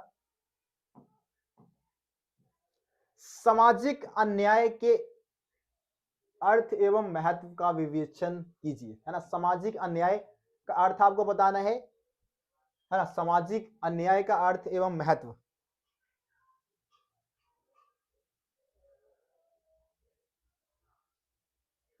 वैसे सामाजिक अन्याय का महत्व क्या हो सकता है? महत्व तो ऐसा क्वेश्चन नहीं होना चाहिए था, है ना। सामाजिक न्याय का अर्थ एवं महत्व, हमें यहाँ पे क्वेश्चन ऐसे होना चाहिए था, ठीक है। सामाजिक न्याय, सामाजिक न्याय का अर्थ एवं महत्व, ऐसा क्वेश्चन होना चाहिए था, ठीक है। अन्याय नहीं होगा, न्याय होगा। सामाजिक न्याय का अर्थ एवं महत्व की विवेचना हमें करनी है क्वेश्चन में। देखो, किसी व्यक्ति को जाति, रंग, रूप, क्षेत्र, भाषा इत्यादि के कारण समाज में सबसे समान अधिकार ना प्राप्त हो, तब हम उसे सामाजिक अन्याय कहेंगे, है ना। वैसे सामाजिक अन्याय की परिभाषा दे रखी है, ठीक है। सामाजिक अन्याय की परिभाषा क्या होगी कि किसी व्यक्ति को, किसी नागरिक को उसके रंग, जाति, धर्म के आधार पर उसके साथ भेदभाव होता है तो सामाजिक अन्याय हो जाएगा। भारत में सामाजिक न्याय अधिकार अत्यधिक आवश्यक है, क्योंकि सदियों से यहाँ पर क्या होता आ रहा है, समाज के एक वर्ग को पूरी तरीके से दबा दिया गया, उनके अधिकारों का हनन हुआ। जैसे कि दलित वर्ग की हम बात कर ले तो दलितों का लगातार शोषण होते आ रहे हैं, है ना। उनको सामाजिक न्याय से वंचित रखा गया, जिससे वह समाज में, राज्य से अपने आप को अलग समझने लगे, है ना जी। उनके साथ इतना ज्यादा भेदभाव हुआ कि, अरे बच्चे सारे कहाँ गायब हो गए हमारे? सब कुछ ओके है भाई? सब कुछ ओके है बच्चे? कहाँ जा रहे हैं आप सभी? हाँ ठीक है, ये क्वेश्चन आया समझ में, सामाजिक अन्याय का मतलब और इसका महत्व। सामाजिक न्याय का कहीं ना कहीं, न्याय बोल दो, अन्याय अन्याय कर लो भाई, ठीक है। अन्याय का मतलब ही बता रखा है यहाँ पे, है ना। सामाजिक अन्याय का मतलब और इसका महत्व क्या है, ये आपको इस क्वेश्चन में बताना था। चलो अगले क्वेश्चन की तरफ आते हैं। एक और क्वेश्चन बहुत ही इंपॉर्टेंट, बहुत ही ज्यादा इंपॉर्टेंट क्वेश्चन। क्या बोलता है बच्चे? क्वेश्चन बोलता है कि रॉयल्स के न्याय सिद्धांत की व्याख्या कीजिए, ठीक है। रॉयल्स के न्याय सिद्धांत की व्याख्या आपको करनी है। मैं देखो थोड़ा सा यहाँ पे अटपटे से वर्ड वगैरह है, लेकिन मैं आपको इसको एकदम आसान बना के समझाने की कोशिश करूंगा, एकदम आसान और एकदम हलवा बना के समझाने की कोशिश करूंगा, ठीक है। देखो, अज्ञान, जो हमारे रॉयल्स साहब है ना, वो न्याय को कहीं ना कहीं अज्ञानता के आवरण द्वारा समझाने की कोशिश करते हैं। जो न्याय का सिद्धांत है उसका वर्णन अज्ञानता के आवरण के द्वारा समझाने की कोशिश करते हैं। वो कहते हैं कि मान लो कि आप एक ऐसे समाज में जन्म लिए हो जिसमें आपको पता नहीं है कि आपकी हैसियत क्या है, आपकी स्थिति क्या है, और फिर आपको कहा जाता है कि आप उस समाज को चलाने के लिए रूल बनाओ, नीतियां बनाओ। तो क्योंकि आपको उस समाज में पता नहीं है कि आपकी स्थिति क्या है, क्या हैसियत है, क्या औकात है आपकी, तो आप अक्सर ऐसी नीतियां बनाओगे, ज्यादातर आप ऐसी नीतियां बनाओगे जिससे कि सभी वर्ग को फायदा हो, सभी को फायदा हो, है ना। आपको अपनी जाति का पता नहीं, आपको अपने धर्म का पता नहीं, आपको अपनी हैसियत का पता नहीं, और आपको कहा जाता है कि आप नीति बनाओ अपने समाज के लिए, तो आप ऐसी नीतियां बनाओगे जिससे कि समाज के सभी वर्गों को क्या हो, फायदा हो सके। इसी के तहत हमारे जो रॉल्स साहब है वो समझाते हैं न्याय के सिद्धांत को। ठीक है, एक बार रीड कर दो बच्चे, रीड कर दो। देखो क्या लिखा है, अज्ञानता के आवरण द्वारा, अज्ञानता के आवरण मतलब उनको एक व्यक्ति है जिसको पता नहीं है कि समाज में उसकी क्या हैसियत है, क्या स्थिति है ना, अज्ञान है, द्वारा रॉयल्स ने न्याय सिद्धांत का प्रतिपादन किया। यदि व्यक्ति को यह अनुमान ना हो कि वह किसी समाज में उसकी क्या स्थिति होगी और उसे समाज को संगठित करने का कार्य तथा नीति निर्धारण का कार्य उसको दे दिया जाता है ना, तो अवश्य ही ऐसी सर्वश्रेष्ठ नीतियां बनाएगा जिसमें समाज के प्रत्येक वर्ग को सुविधा दी जा सके। सामाजिक न्याय की स्थापना के लिए अमीर गरीब के दरमियान की गई गहरी खाई को कम करना तथा समाज के सभी लोगों के लिए जीवन की न्यूनतम बुनियादी स्थितियां जैसे आवास है, शुद्ध पेयजल है, न्यूनतम मजदूरी है, शिक्षा है, भोजन है, मुहैया कराना जरूरी है ना। ये आपका रॉयल्स के न्याय सिद्धांत के तहत जो भी चीजें थी वो मैंने आपको समझा दिया। अगले क्वेश्चन की तरफ चलते हैं। 6 मार्क्स के लिए मोस्ट इंपोर्टेंट क्वेश्चन बच्चे, 6 पूरे 6 नंबर में आएगा ये क्वेश्चन। ठीक है, और सबसे ज्यादा इंपोर्टेंट पूरे 6 नंबर के लिए। ठीक है, करे बच्चे, क्या है क्वेश्चन? क्वेश्चन कहता है कि सामाजिक न्याय की स्थापना के लिए सरकार द्वारा लागू किए जाने वाले किन्हीं 3 सिद्धांतों पर प्रकाश डालिए। सरकार जो है समाज में न्याय की स्थापना करने के लिए कौन से 3 सिद्धांतों को फॉलो करती है, कौन से 3 सिद्धांतों को लागू करती है ना। तो उन 3 सिद्धांतों के बारे में हमें यहाँ पे चर्चा करनी है। तो सामाजिक न्याय की स्थापना के लिए सरकार जो सबसे पहले जो सिद्धांत फॉलो करती है वो है समान लोगों के प्रति समान बर्ताव। हाँ, समान लोगों के प्रति समान बर्ताव का मतलब यह है कि मनुष्य जो है समान है, इसलिए उनके साथ समान बर्ताव होना चाहिए। मतलब कि समान कार्य के लिए अगर एक काम है, एक काम को महिला भी कर रही है, पुरुष भी कर रही है, तो उसको समान वेतन मिलना चाहिए, है ना, समान इनाम मिलना चाहिए। ठीक है, समान समान पुरस्कार मिलना चाहिए। तो ये है समान लोगों के प्रति समान बर्ताव। देखो क्या लिखा है कि समान बर्ताव का सिद्धांत माना जाता है कि मनुष्य होने के नाते सभी व्यक्ति में कुछ समान चारित्रिक विशेषताएं होती है, इसलिए वे समान अधिकार और समान बर्ताव पाने के हकदार हैं। ठीक है, अधिकारी है तथा लोगों के साथ वर्ग, जाति, नस्ल, लिंग के आधार पर भेदभाव नहीं किया जाना चाहिए, है ना। उन्हें काम और क्रियाकलापों के आधार पर जांचा जाना चाहिए, इस आधार पर नहीं कि वह किस समुदाय के है। ठीक है जी, मतलब अगर कोई व्यक्ति है जो कि काम कर रहा है, कोई काम कर रहा है, वो किसी जाति का है, धर्म का है, वर्ग का है, इससे कोई मतलब नहीं होना चाहिए। अगर एक काम को करने के लिए कोई निम्न जाति का व्यक्ति है, कोई मजदूरी कर रहा है, मान लो कोई मजदूरी है, उसमें 8,000 रुपए महीना मिल रहा है किसी को। ठीक है, अब इसको कोई जाति का व्यक्ति करे, किसी धर्म का करे, कोई लिंग का करे, उसमें किसी प्रकार का भेदभाव नहीं होना चाहिए, सबको समान ही वेतन जो निर्धारित किए वो मिलना चाहिए। ठीक है, जाति, धर्म, लिंग के आधार पर कोई भेदभाव नहीं होना चाहिए। तो समान लोगों के प्रति समान बर्ताव का रुख अपनाना चाहिए। उसके बाद है समानुपातिक न्याय। समानुपातिक न्याय का मतलब क्या है कि हमेशा समान लोगों के प्रति समान बर्ताव का रुख अपनाना सही सिद्ध नहीं होता, है ना। कुछ ऐसे कार्य होते हैं जिनके लिए अधिक कौशल की जरूरत होती है।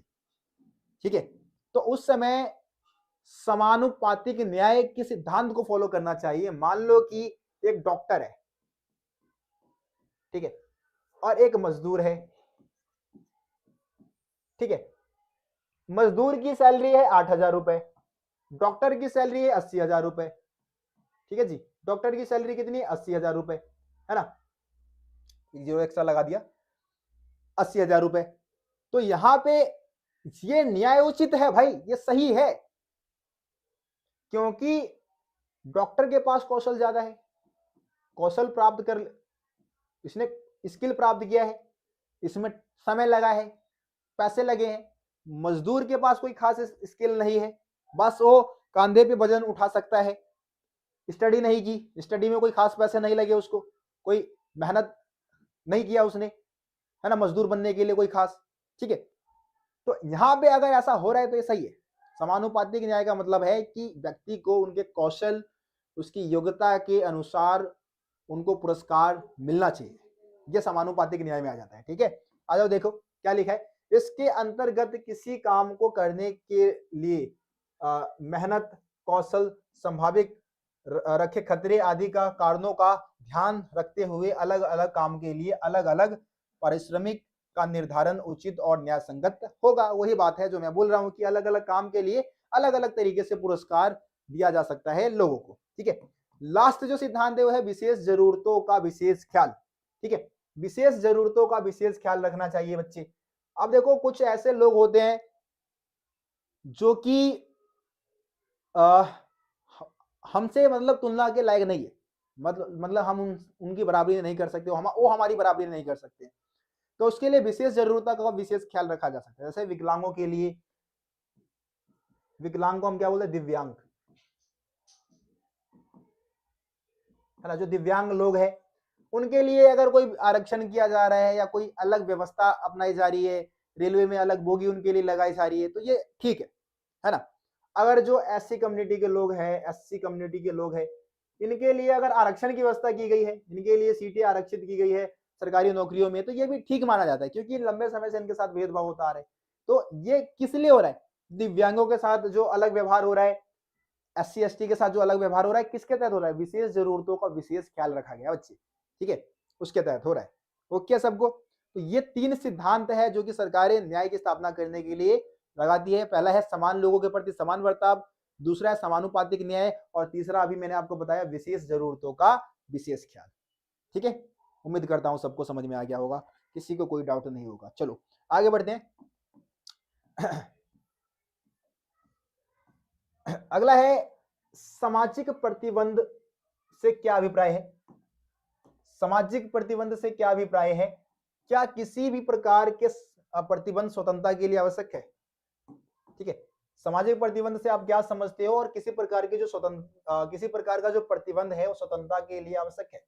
देखो सामाजिक प्रतिबंध का मतलब क्या है, समाज में रहते हुए आपके स्वतंत्रता के ऊपर कुछ प्रतिबंध लगाया जाता है। क्यों लगाया जाता है, ताकि आप किसी दूसरे की स्वतंत्रता का हनन ना करो, आप दूसरे की स्वतंत्रता का भी सम्मान करो, इसके लिए आपको स्वतंत्रता के ऊपर प्रतिबंध लगाया जाता है। तो उसको हम क्या बोलते हैं, सामाजिक प्रतिबंध बोलते हैं। और देखो सामाजिक प्रतिबंध जरूरी है। अगर आपके स्वतंत्रता के ऊपर प्रतिबंध नहीं लगाया जाएगा, उचित प्रतिबंध नहीं लगे होंगे, तो फिर आप दूसरे को भी नहीं जीने दोगे, खुद नहीं जियोगे और दूसरे को भी नहीं जीने दोगे, है ना। आप अपनी स्वतंत्रता के लिए दूसरे की स्वतंत्रता का हनन करते रहोगे। तो इसलिए आपके स्वतंत्रता के ऊपर प्रतिबंध होने जरूरी है। ठीक है, इसी के बारे में है, आओ जरा पढ़ते हैं। सबसे पहले परिभाषा देखते हैं कि सामाजिक प्रतिबंध का मतलब क्या होता है। क्या लिखा है कि सामाजिक प्रतिबंध का आशय है कि समूह, समुदाय या राज्य द्वारा व्यक्ति को चयन, निर्णय या काम करने की स्वतंत्रता पर प्रतिबंध लगा होता है ना। कुछ प्रतिबंध लगा दिए जाते हैं ताकि आप किसी दूसरे की स्वतंत्रता को हानि ना पहुंचाओ। देखो क्या लिखा है, जो जरूरी है ना, जो जरूरी होते हैं, जिनसे व्यक्ति की स्वतंत्रता सुरक्षित रहती है, बिना प्रतिबंधों के स्थिति अराजकता की हो जाएगी, अव्यवस्था की स्थिति उत्पन्न हो जाएगी, है ना। स्थिति अगर आपके स्वतंत्रता के ऊपर कोई प्रतिबंध नहीं लगा होगा तो स्थिति कैसी हो जाएगी, अराजकता आ जाएगी, अव्यवस्था छा जाएगी, आप अपनी मर्जी चलाओगे। ठीक है जी, सभी प्रकार के प्रतिबंध स्वतंत्रता के लिए आवश्यक नहीं होते, लेकिन कुछ प्रतिबंध जरूरी होते हैं, है ना। देखो क्या लिखा है, लिखा है कि सभी प्रकार के प्रतिबंध स्वतंत्रता के लिए आवश्यक नहीं है। जो प्रतिबंध जोर जबरदस्ती यानी कि बलपूर्वक तरीके से लगाया जाता है, जिसमें शासक वर्ग के हितों की पूर्ति हो, वे प्रतिबंध स्वतंत्रता के लिए आवश्यक नहीं है, जैसे तानाशाही शासन व्यवस्था में होता है ना। सभी प्रकार के प्रतिबंध वैसे तो जरूरी नहीं है, लेकिन उचित प्रतिबंध लगाए जा रहे हैं तो ठीक है। जैसे तानाशाही व्यवस्था में क्या होता है कि लोगों के ऊपर जबरदस्ती प्रतिबंध लगाए जाते हैं, तो वो ठीक नहीं है।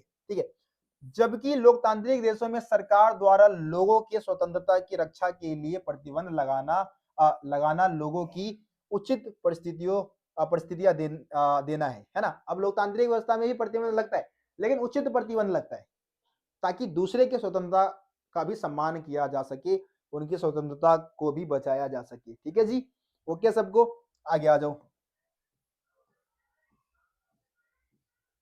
इसमें इतना ही है, आप एक दो पॉइंट और लिखा है, पढ़ लेना इसको, आ जाओ। अगला क्वेश्चन क्या बोलता है बच्चे, अगला क्वेश्चन बोलता है कि अधिकार में कर्तव्य निहित है, स्पष्ट कीजिए, है ना। या फिर एक क्वेश्चन आता है कि अधिकार और कर्तव्य एक ही सिक्के के दो पहलू है, वर्णन कीजिए, ऐसे भी क्वेश्चन हमारा आता है ना। देखो अगला अथवा में नीचे क्वेश्चन दिया हुआ है, इसी क्वेश्चन को कैसे पूछा है कि अधिकार और कर्तव्य के आपसी संबंध के इन्हीं दो उदाहरणों को उल्लेख कीजिए, है ना। अधिकार जो है और कर्तव्य है आपस में संबंधित है, दो उदाहरण के तहत हमें इस कथन को सही सिद्ध करने गए। ठीक है बच्चे, चलो आओ।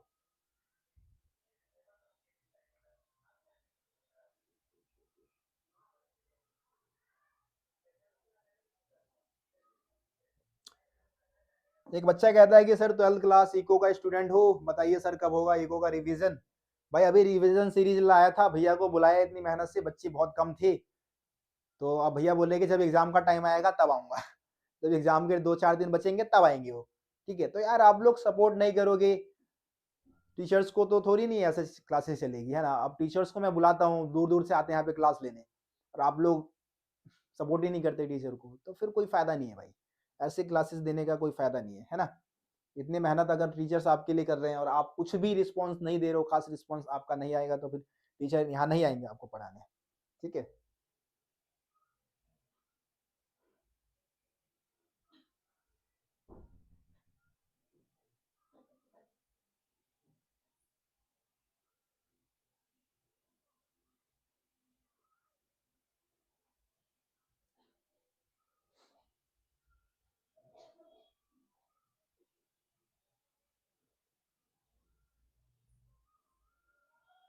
चलो अगले क्वेश्चन की बात करते हैं।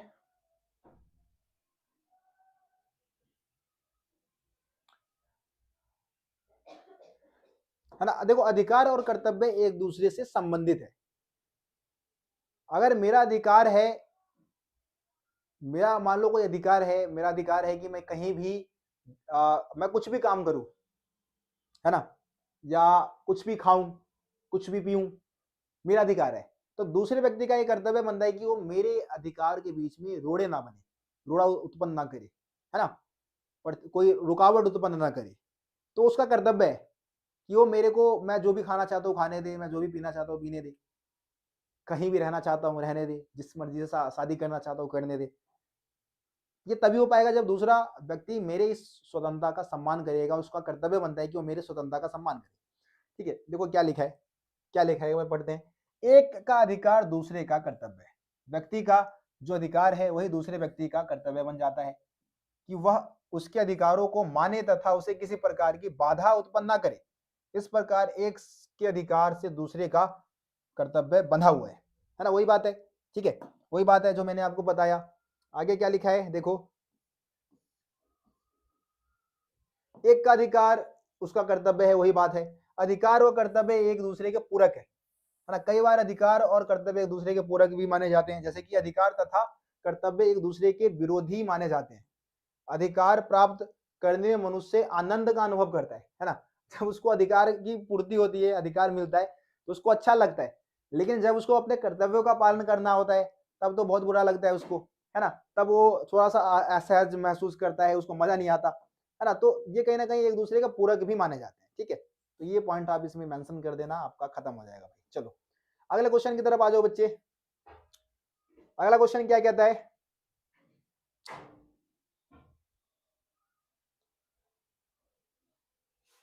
अगला क्वेश्चन है कर्तव्य कितने प्रकार के होते हैं।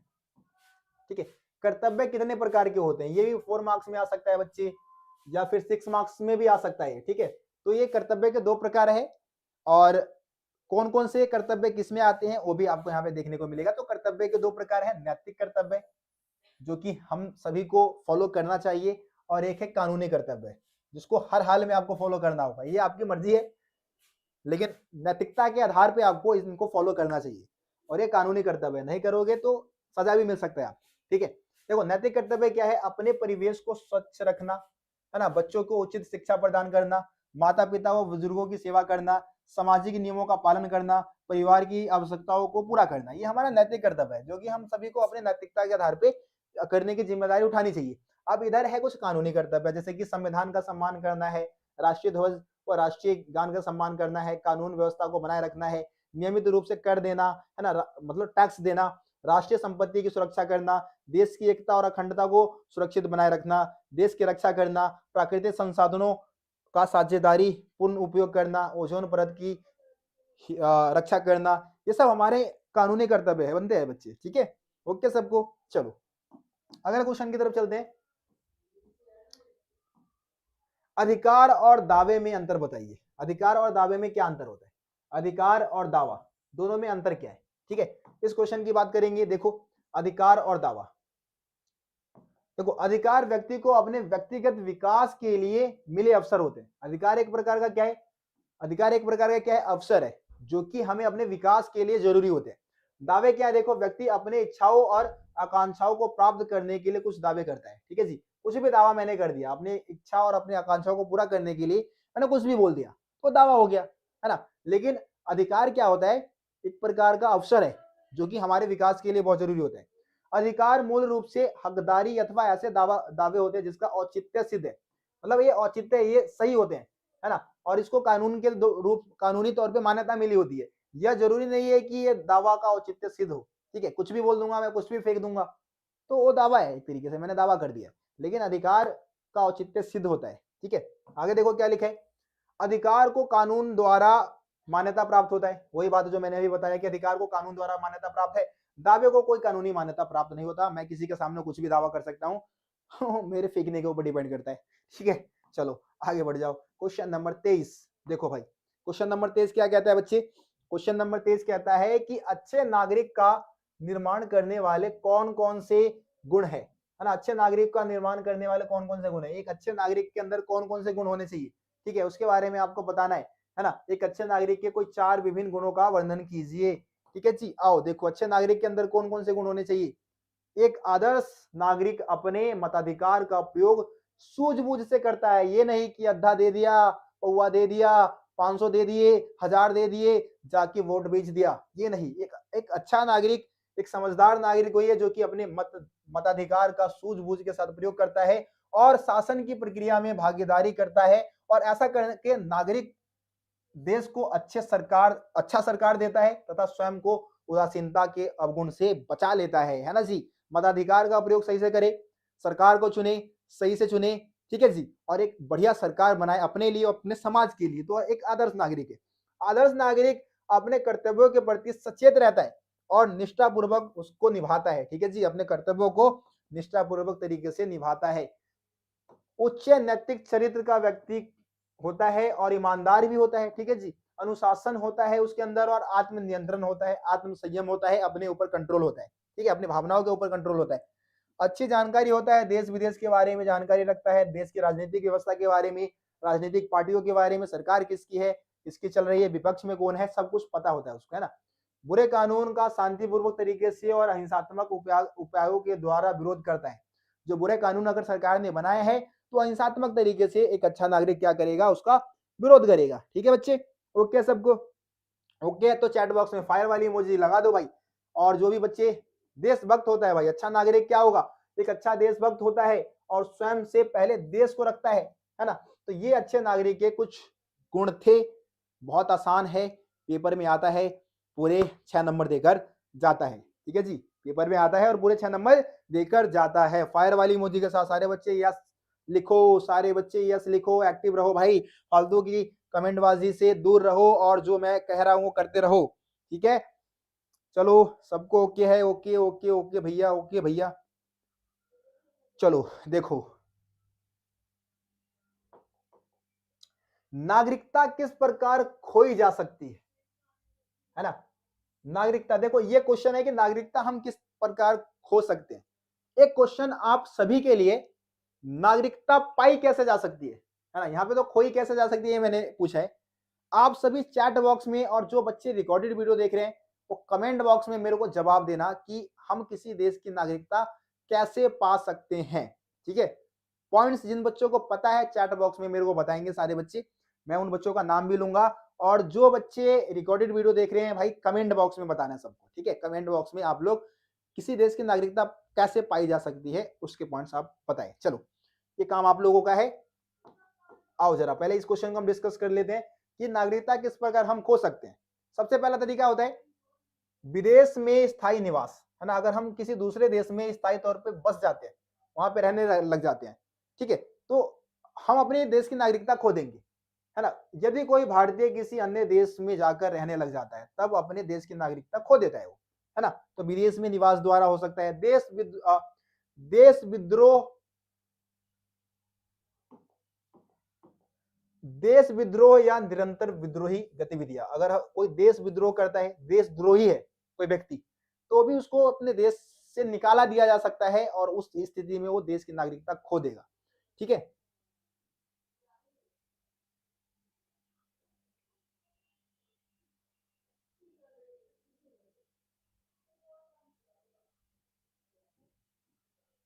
आरती, आरती ने पॉइंट्स बताए हैं भाई, बहुत सारे पॉइंट्स लिखे हैं।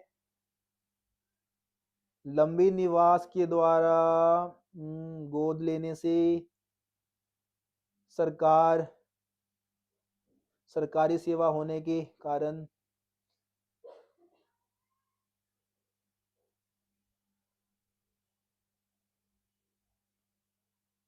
राशन कार्ड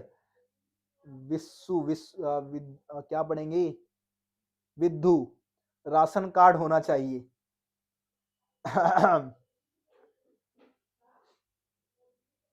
पंजीकरण, हाँ पंजीकरण ठीक है, एक पॉइंट पंजीकरण, ये हर्षित भाई ने बोला पंजीकरण के द्वारा।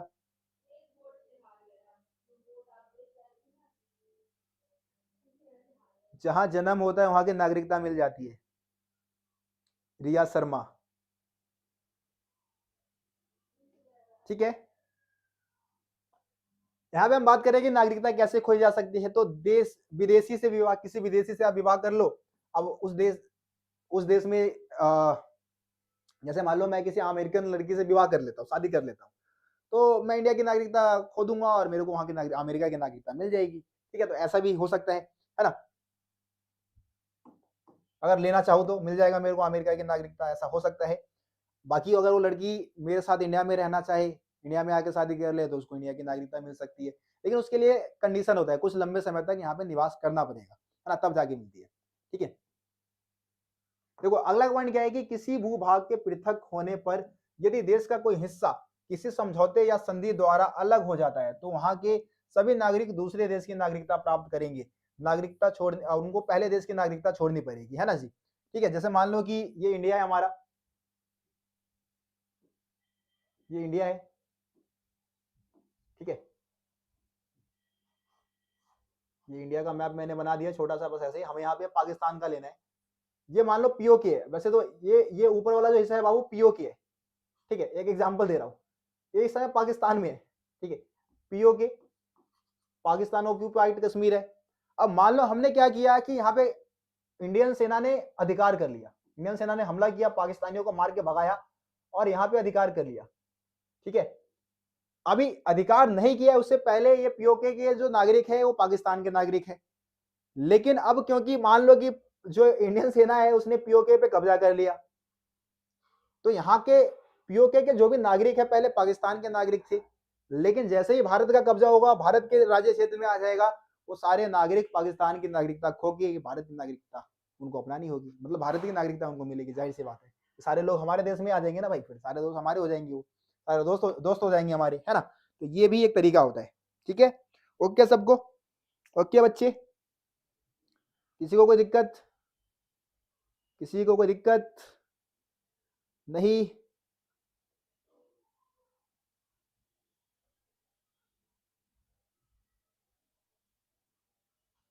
चलो आगे बढ़ते हैं। 25वां क्वेश्चन है, संपूर्ण और समान सदस्यता किसे कहते हैं। संपूर्ण और समान सदस्यता का मतलब क्या होता है। ठीक है, देखो आंसर क्या लिखा है। संपूर्ण और समान सदस्यता से हमारा अभिप्राय है कि नागरिकों को देश में जहां चाहे रहने, पढ़ने, काम करने का समान अधिकार प्राप्त हो और समान अवसर मिले, तथा सभी अमीर गरीब नागरिकों को कुछ मूलभूत अधिकार एवं सुविधाएं प्राप्त होनी चाहिए बिना किसी भेदभाव के, है ना। यही क्या है, समान सदस्यता या फिर समान नागरिकता, बिना भेदभाव के कुछ सुविधाएं, जैसे कि जहां चाहे वो रहे, पढ़े, काम करे, है ना, ये सारे समान अधिकार मिलने चाहिए, यही है समान सदस्यता। ठीक है जी। आगे देखो, सार्वभौमिक नागरिकता क्या होता है। सार्वभौमिक वयस्क मताधिकार होता है, लेकिन यहाँ पे आपसे सार्वभौमिक नागरिकता पूछिए बच्चे। ठीक है, तो सार्वभौमिक नागरिकता का मतलब क्या होता है। देखो, किसी देश की पूर्ण सदस्यता उन सबको उपलब्ध होनी चाहिए जो सामान्यतः उस देश में से आवेदन करते हैं, किंतु नागरिकता देने की शर्त सभी तय करते हैं। अवांछित मांग को नागरिकता से बाहर रखने के लिए राज्य ताकत का इस्तेमाल करती है। थोड़ा सा पॉइंट अटपटा हो गया है, मैं आपको समझा देता हूँ, है ना।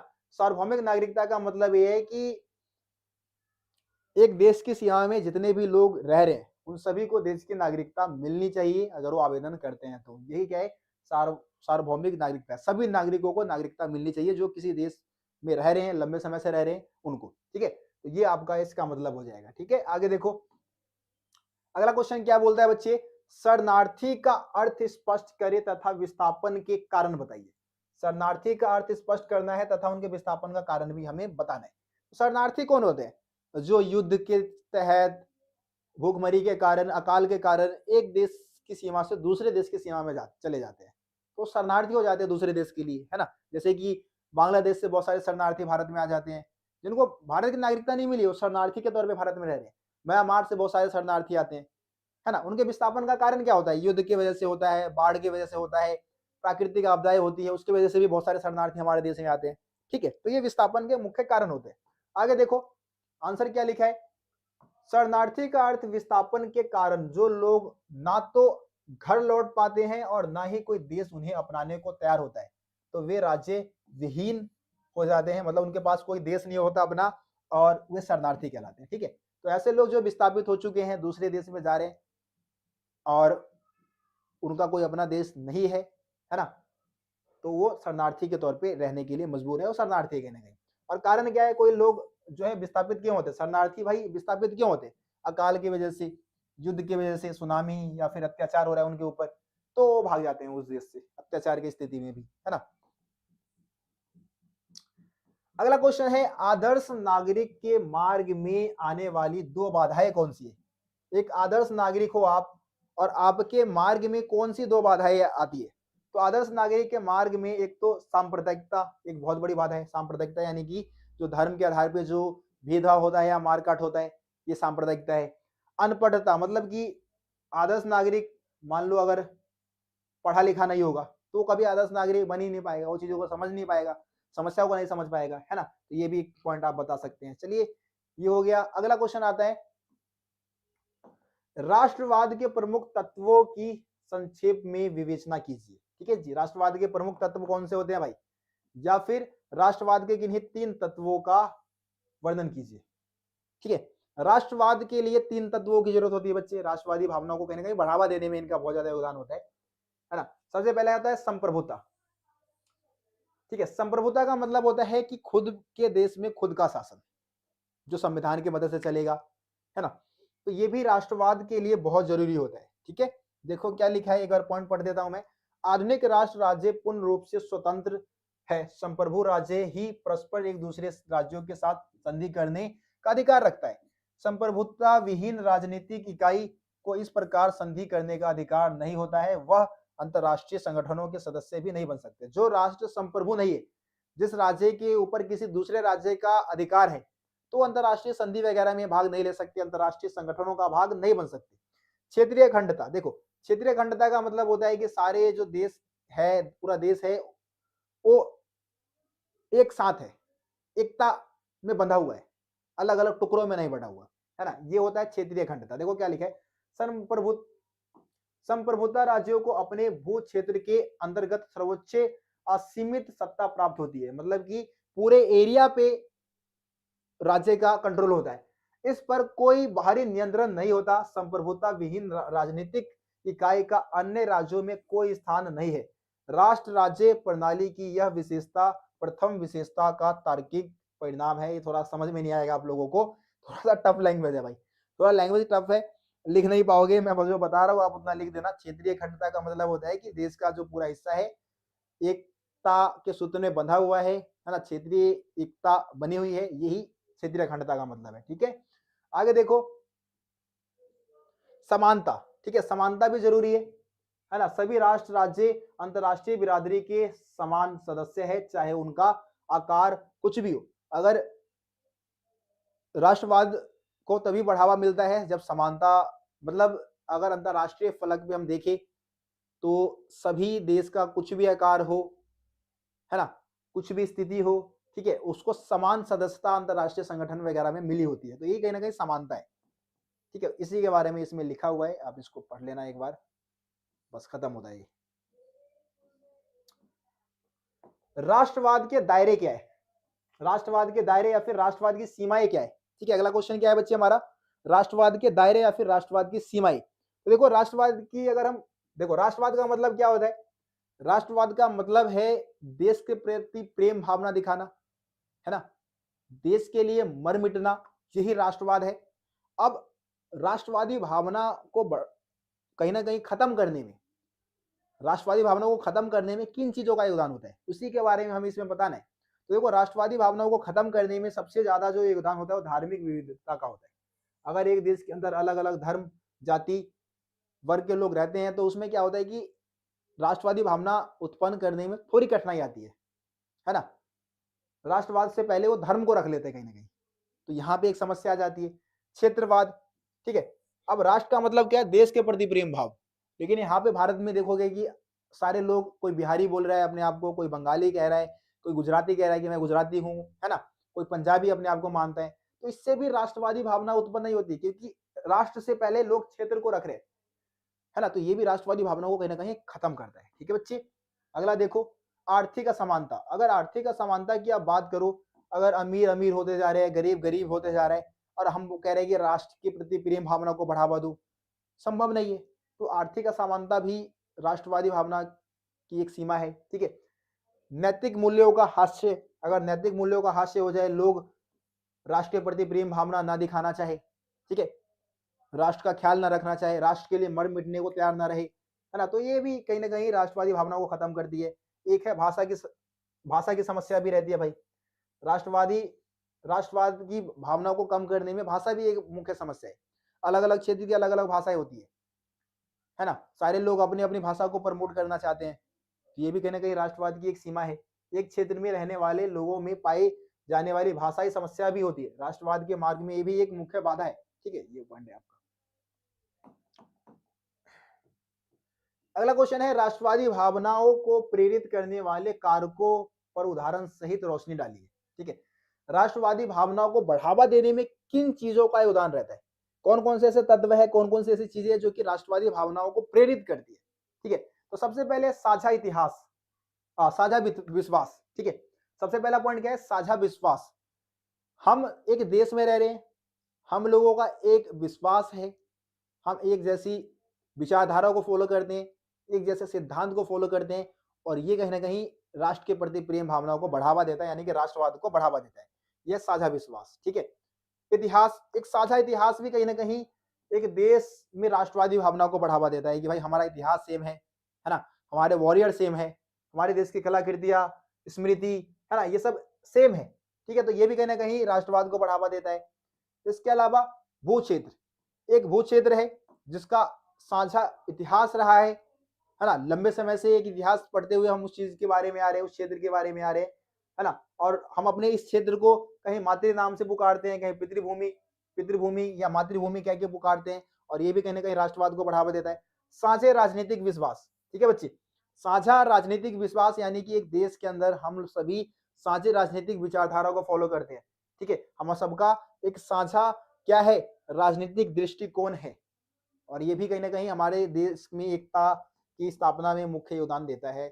और लास्ट में साझी संस्कृति। ठीक है, साझी संस्कृति और राजनीतिक पहचान, जिसमें भाषा की समानता की बात कर लो, ठीक है, तीज त्योहार की बात कर लो, एक साथ सेलिब्रेट करते हैं सारे त्योहार हम, तो ये साझी संस्कृति है। एक देश की साझी संस्कृति भी कहीं ना कहीं वहां पे राष्ट्रवाद को बढ़ावा देने में एक मुख्य भूमिका निभाती है। ठीक है बच्चे,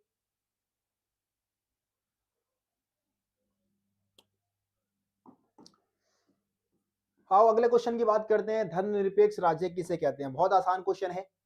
धर्मनिरपेक्ष राज्य से आप क्या समझते हैं? तो ऐसा राज्य जिसका कोई अपना खुद का धर्म नहीं है, तो धर्मनिरपेक्ष राज्य है। ठीक है, देखो क्या लिखा है, वह राज्य जहां सरकार की तरफ से किसी भी धर्म को कानूनी मान्यता नहीं मिली हुई है, तो धर्मनिरपेक्ष राज्य है। सर्वधर्म समभाव की भावना होती है, मतलब कि सभी धर्म क्या है? एक बराबर है। राज्य के आगे किसी भी धर्म का कोई अस्तित्व मतलब वर्चस्व नहीं होगा। धार्मिक समूह के वर्चस्व को पूरी तरीके से रोक दिया जाता है ऐसे राज्य में। ठीक है, और लास्ट पॉइंट इसके बारे में क्या लिखा है कि धार्मिक संस्थाओं एवं राज्य सत्ता की संस्थाओं के बीच स्पष्ट अंतर होता है, यानी कि जो धर्म का राज्य के साथ कोई संबंध नहीं होता, दोनों में बहुत ज्यादा अंतर होता है ना। और किसी भी प्रकार की धार्मिक गठजोड़ नहीं होती, यहाँ पे राज्य का धर्म के साथ कोई जुड़ाव नहीं होता। यही क्या है, धर्मनिरपेक्ष राज्य की खासियत है। ठीक है बच्चे, आगे आओ। क्वेश्चन नंबर 32 है कि भारत के धर्मनिरपेक्ष स्वरूप के दर्शन वाले 3 विशेषता लिखिए। मतलब कि भारत एक धर्मनिरपेक्ष राज्य है, क्या आपको ऐसा लगता है? ऐसा क्या आप बता सकते हो इसमें? क्या भारत एक धर्मनिरपेक्ष राज्य है भाई? तो मैं कहूंगा हाँ, भारत एक धर्मनिरपेक्ष राज्य है। ठीक है, भारत एक धर्मनिरपेक्ष राज्य है। भारत में धर्मनिरपेक्ष राज्य जो एक धर्मनिरपेक्ष क्या थोड़ा सा यहाँ पे पॉइंट लीड हो गया है ना। भारत एक धर्मनिरपेक्ष राज्य है क्योंकि भारत का कोई राष्ट्रीय धर्म नहीं है ना। ठीक है, भारत का कोई राजकीय धर्म नहीं है। यहाँ किसी धर्म विशेष को राजधर्म की संख्या नहीं दी गई है। ठीक है, कोई भी धर्म को भारतीय संविधान में किसी भी धर्म को राजधर्म घोषित नहीं किया गया है। ठीक है जी, भारत के देखो क्या लिखा है, दूसरा पॉइंट, भारत के पंथ निरपेक्ष या धर्म निरपेक्ष होने का आशय ना तो इसके वास्तविक होने से है और ना ही इसके धर्म विरोधी होने से, है ना। मतलब इसका मतलब ये नहीं कि हम धर्म विरोधी है, मतलब भारत जो है धर्म विरोधी है या फिर धर्म के प्रति बहुत ज्यादा लगाव है, ऐसा कुछ नहीं है। ठीक है, भारत धार्मिक मामलों में सदस्य है, वह ना किसी धर्म के साथ पश्चात करता है, मतलब पश्चात मतलब भेदभाव होगा यहाँ पे। ठीक है, धर्म के साथ ना तो भेदभाव करता है और ना धार्मिक आधार पर किसी नागरिक के साथ भेदभाव करता है। क्या हो गया?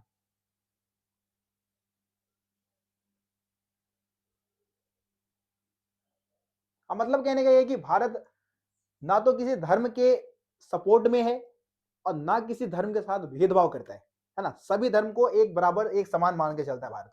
ठीक है, तो ये भारत की धर्मनिरपेक्षता की विशेषता थी। भारत एक धर्मनिरपेक्ष राज्य है। भारत को हम एक धर्मनिरपेक्ष राज्य क्यों कहते हैं बच्चे? क्योंकि भारत का कोई अपना राजकीय धर्म नहीं है, राजधर्म घोषित नहीं किया गया है ना। किसी धर्म के साथ भेदभाव नहीं करता भारत, सभी धर्म को समान मान के चलता है। ठीक है, तो ये पॉइंट आपको यहाँ पे लिखना था। ओके सबको? ओके, तो फायर वाली इमोजी के साथ सारे बच्चे एक बार कमेंट बॉक्स में यस लिखेंगे। आ जाओ अगले क्वेश्चन की तरफ। भारतीय धर्मनिरपेक्षता का जो मॉडल है, भारतीय धर्मनिरपेक्षता की आलोचना क्यों की जाती है ना। या भारतीय धर्मनिरपेक्षता का जो मॉडल है उसका विरोध क्यों होता है, आलोचना क्यों की जाती है, इसके बारे में क्वेश्चन है। देखो,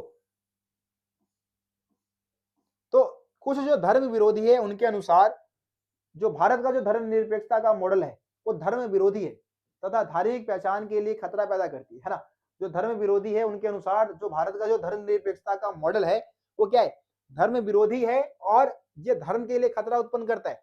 ये पश्चिमी से आयातित है बच्चे, है ना। ये जो सिद्धांत है भारतीय धर्मनिरपेक्षता का जो मॉडल है वो कहां से लिया गया है, पश्चिमी मुल्कों से इसको लिया गया है। ठीक है, आगे देखो, जो भारत का जो धर्मनिरपेक्षता का जो मॉडल है वो अल्पसंख्यकों के अधिकारों की पैरवी करता है, सिर्फ अल्पसंख्यकों के इर्द गिर्द घूमता है, अल्पसंख्यकों की ही बातें करते हैं, है ना। वोट बैंक की राजनीति को बढ़ावा देता है। भारत की जो धर्मनिरपेक्षता की नीति है वो वोट बैंक की राजनीति को बढ़ावा देता है। ठीक है जी, धर्मनिरपेक्षता के नाम पे, वैसे तो धर्म के नाम पे वोट लिए जाते हैं यहाँ पे, है ना। आवश्यक आवश्यक हस्तक्षेपकारी क्योंकि भारतीय धर्म निरपेक्षता राज्य सत्ता समर्थित धार्मिक सुधारों का इजाजत देता है ना जी। मतलब कि आवश्यकता के अनुसार क्या होता है, आपको पता है कि भारत का जो धर्मनिरपेक्षता का मॉडल है उसमें राज्य धर्म के मामले में हस्तक्षेप नहीं करती, लेकिन जब जरूरत होती है, जरूरत पड़ने पे राज्य ने धर्म के मामले में हस्तक्षेप किया है ना। राज्य ने क्या किया है, धर्म के मामले में हस्तक्षेप किया है। तो ये कहीं ना कहीं इस वजह से भी भारतीय धर्मनिरपेक्षता के मॉडल की आलोचना होती है कि कई बार राज्य ने धर्म के मामले में हस्तक्षेप किया। ठीक है, ओके, आगे आ जाओ। देखो अगला क्वेश्चन है कि धर्मनिरपेक्षता के यूरोपीय मॉडल से आप क्या समझते हैं। धर्मनिरपेक्षता का जो यूरोपीय मॉडल है उसमें हम क्या बताने वाले हैं। तो देखो, यूरोपीय मॉडल है धर्मनिरपेक्षता का, वो कहता है कि राज्य और धर्म का कोई रिलेशन नहीं होगा। मतलब राज्य जो है, सरकार जो है, वो धर्म के मामले में कोई दखल अंदाजी नहीं कर सकती। धर्म और राज्य के बीच संबंध नहीं होगा, कोई भी संबंध नहीं हो सकता। ठीक है, जो राज्य सत्ता है यानी कि जो सरकार है, ठीक है, जो सरकार है वो धर्म के मामले में हस्तक्षेप नहीं करेगी। और इसी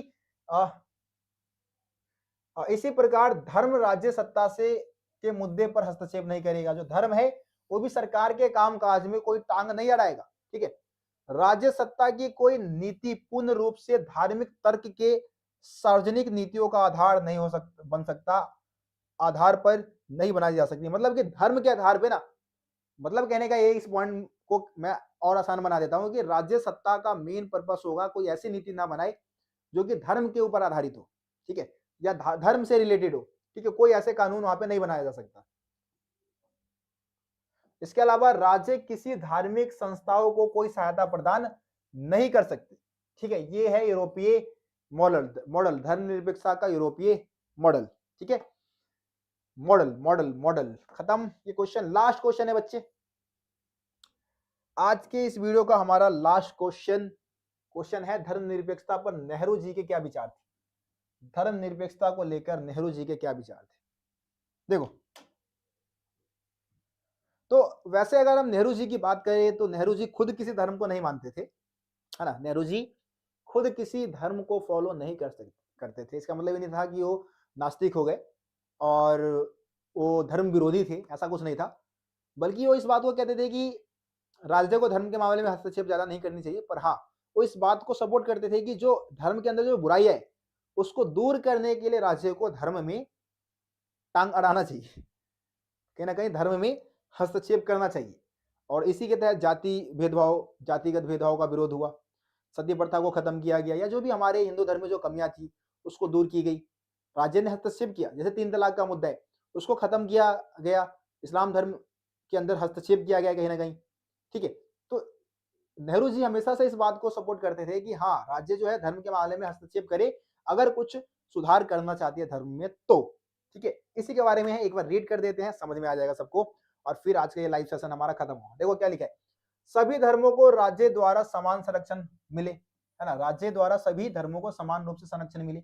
वे ऐसा धर्मनिरपेक्ष राष्ट्र चाहते थे जो सभी धर्मों की हिफाजत करे, अन्य धर्मों की कीमत पर किसी एक धर्म की तरफदारी ना करे। मतलब एक धर्म को बढ़िया बताए दूसरे धर्म को बेकार बताए, ऐसा राज्य वो नहीं चाहते थे। सभी धर्मों की एक बराबर बात करे, ऐसा राज्य चाहते थे, है ना। नेहरू जी जो थे वो स्वयं किसी धर्म का अनुसरण नहीं करते थे, ईश्वर में उनका विश्वास भी नहीं था, लेकिन उनके लिए धर्मनिरपेक्षता का मतलब धर्म के प्रति विद्वेष नहीं था। मतलब धर्म के प्रति कहीं ना कहीं गुस्सा या रोष कह सकते हो, ऐसा कुछ नहीं था, है ना। देखो, उनके विचार के अनुसार समाज में सुधार के लिए धर्मनिरपेक्ष राज्य सत्ता धर्म के मामले में हस्तक्षेप कर सकती है। वो कहते थे कि भाई धर्मनिरपेक्ष राज्य है लेकिन जरूरत पड़ने पे राज्य को धर्म के मामले में हस्तक्षेप करना चाहिए। ठीक है, जातिगत भेदभाव, दहेज प्रथा और सती प्रथा की समाप्ति के लिए कानून बनाने तथा देश की महिलाओं को कानूनी अधिकार और सामाजिक स्वतंत्रता मुहैया कराने में नेहरू ने खुद महत्वपूर्ण भूमिका निभाई थी। ठीक है, तो ये सारी चीजों को खत्म करने में नेहरू जी की महत्वपूर्ण भूमिका थी। धर्म के मामले में हस्तक्षेप करके ही इन चीजों को खत्म किया गया। अनेक मामलों में वे लचीला होने को तत्पर रहते थे, मगर यही एक चीज ऐसी थी जिस पर वे हमेशा दृढ़ और समझौता विहीन बने रहते थे। ठीक है, उनके लिए धर्मनिरपेक्षता का मतलब था तमाम किस्म की सांप्रदायिकता का पूर्ण विरोध। ठीक है, जो सांप्रदायिकता यानी कि धर्म के नाम पे जो लड़ाई झगड़े होते हैं उसका पूरे तरीके से विरोध होना चाहिए। सांप्रदायिकता की आलोचना में वे खास तौर पर कठोरता बरतते थे क्योंकि इससे राष्ट्रीय एकता पर खतरा उत्पन्न होता था। उनके लिए धर्मनिरपेक्षता का सिद्धांत का मतलब था सिद्धांत का मामला भर नहीं था, वह भारत की एकता और अखंडता की एकमात्र गारंटी भी थी। ठीक है जी, धर्मनिरपेक्षता की वजह से ही भारत आज एक है, अखंडता एकता की स्थापना है, यही बात नेहरू जी भी कह रहे हैं हमारे। ठीक है जी, ठीक है भाई, चलो आखिरकार हमने सारे क्वेश्चन कर लिए। 1 घंटे 40 मिनट की ये वीडियो बन चुकी है ना। तब जाके हमारा ये जो सेशन है वो खत्म हुआ है।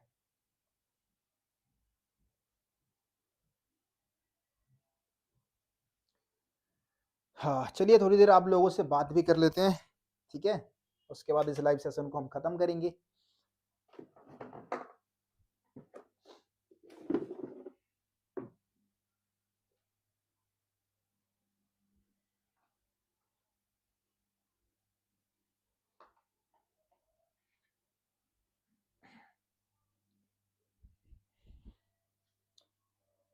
हाँ जी, बताइए।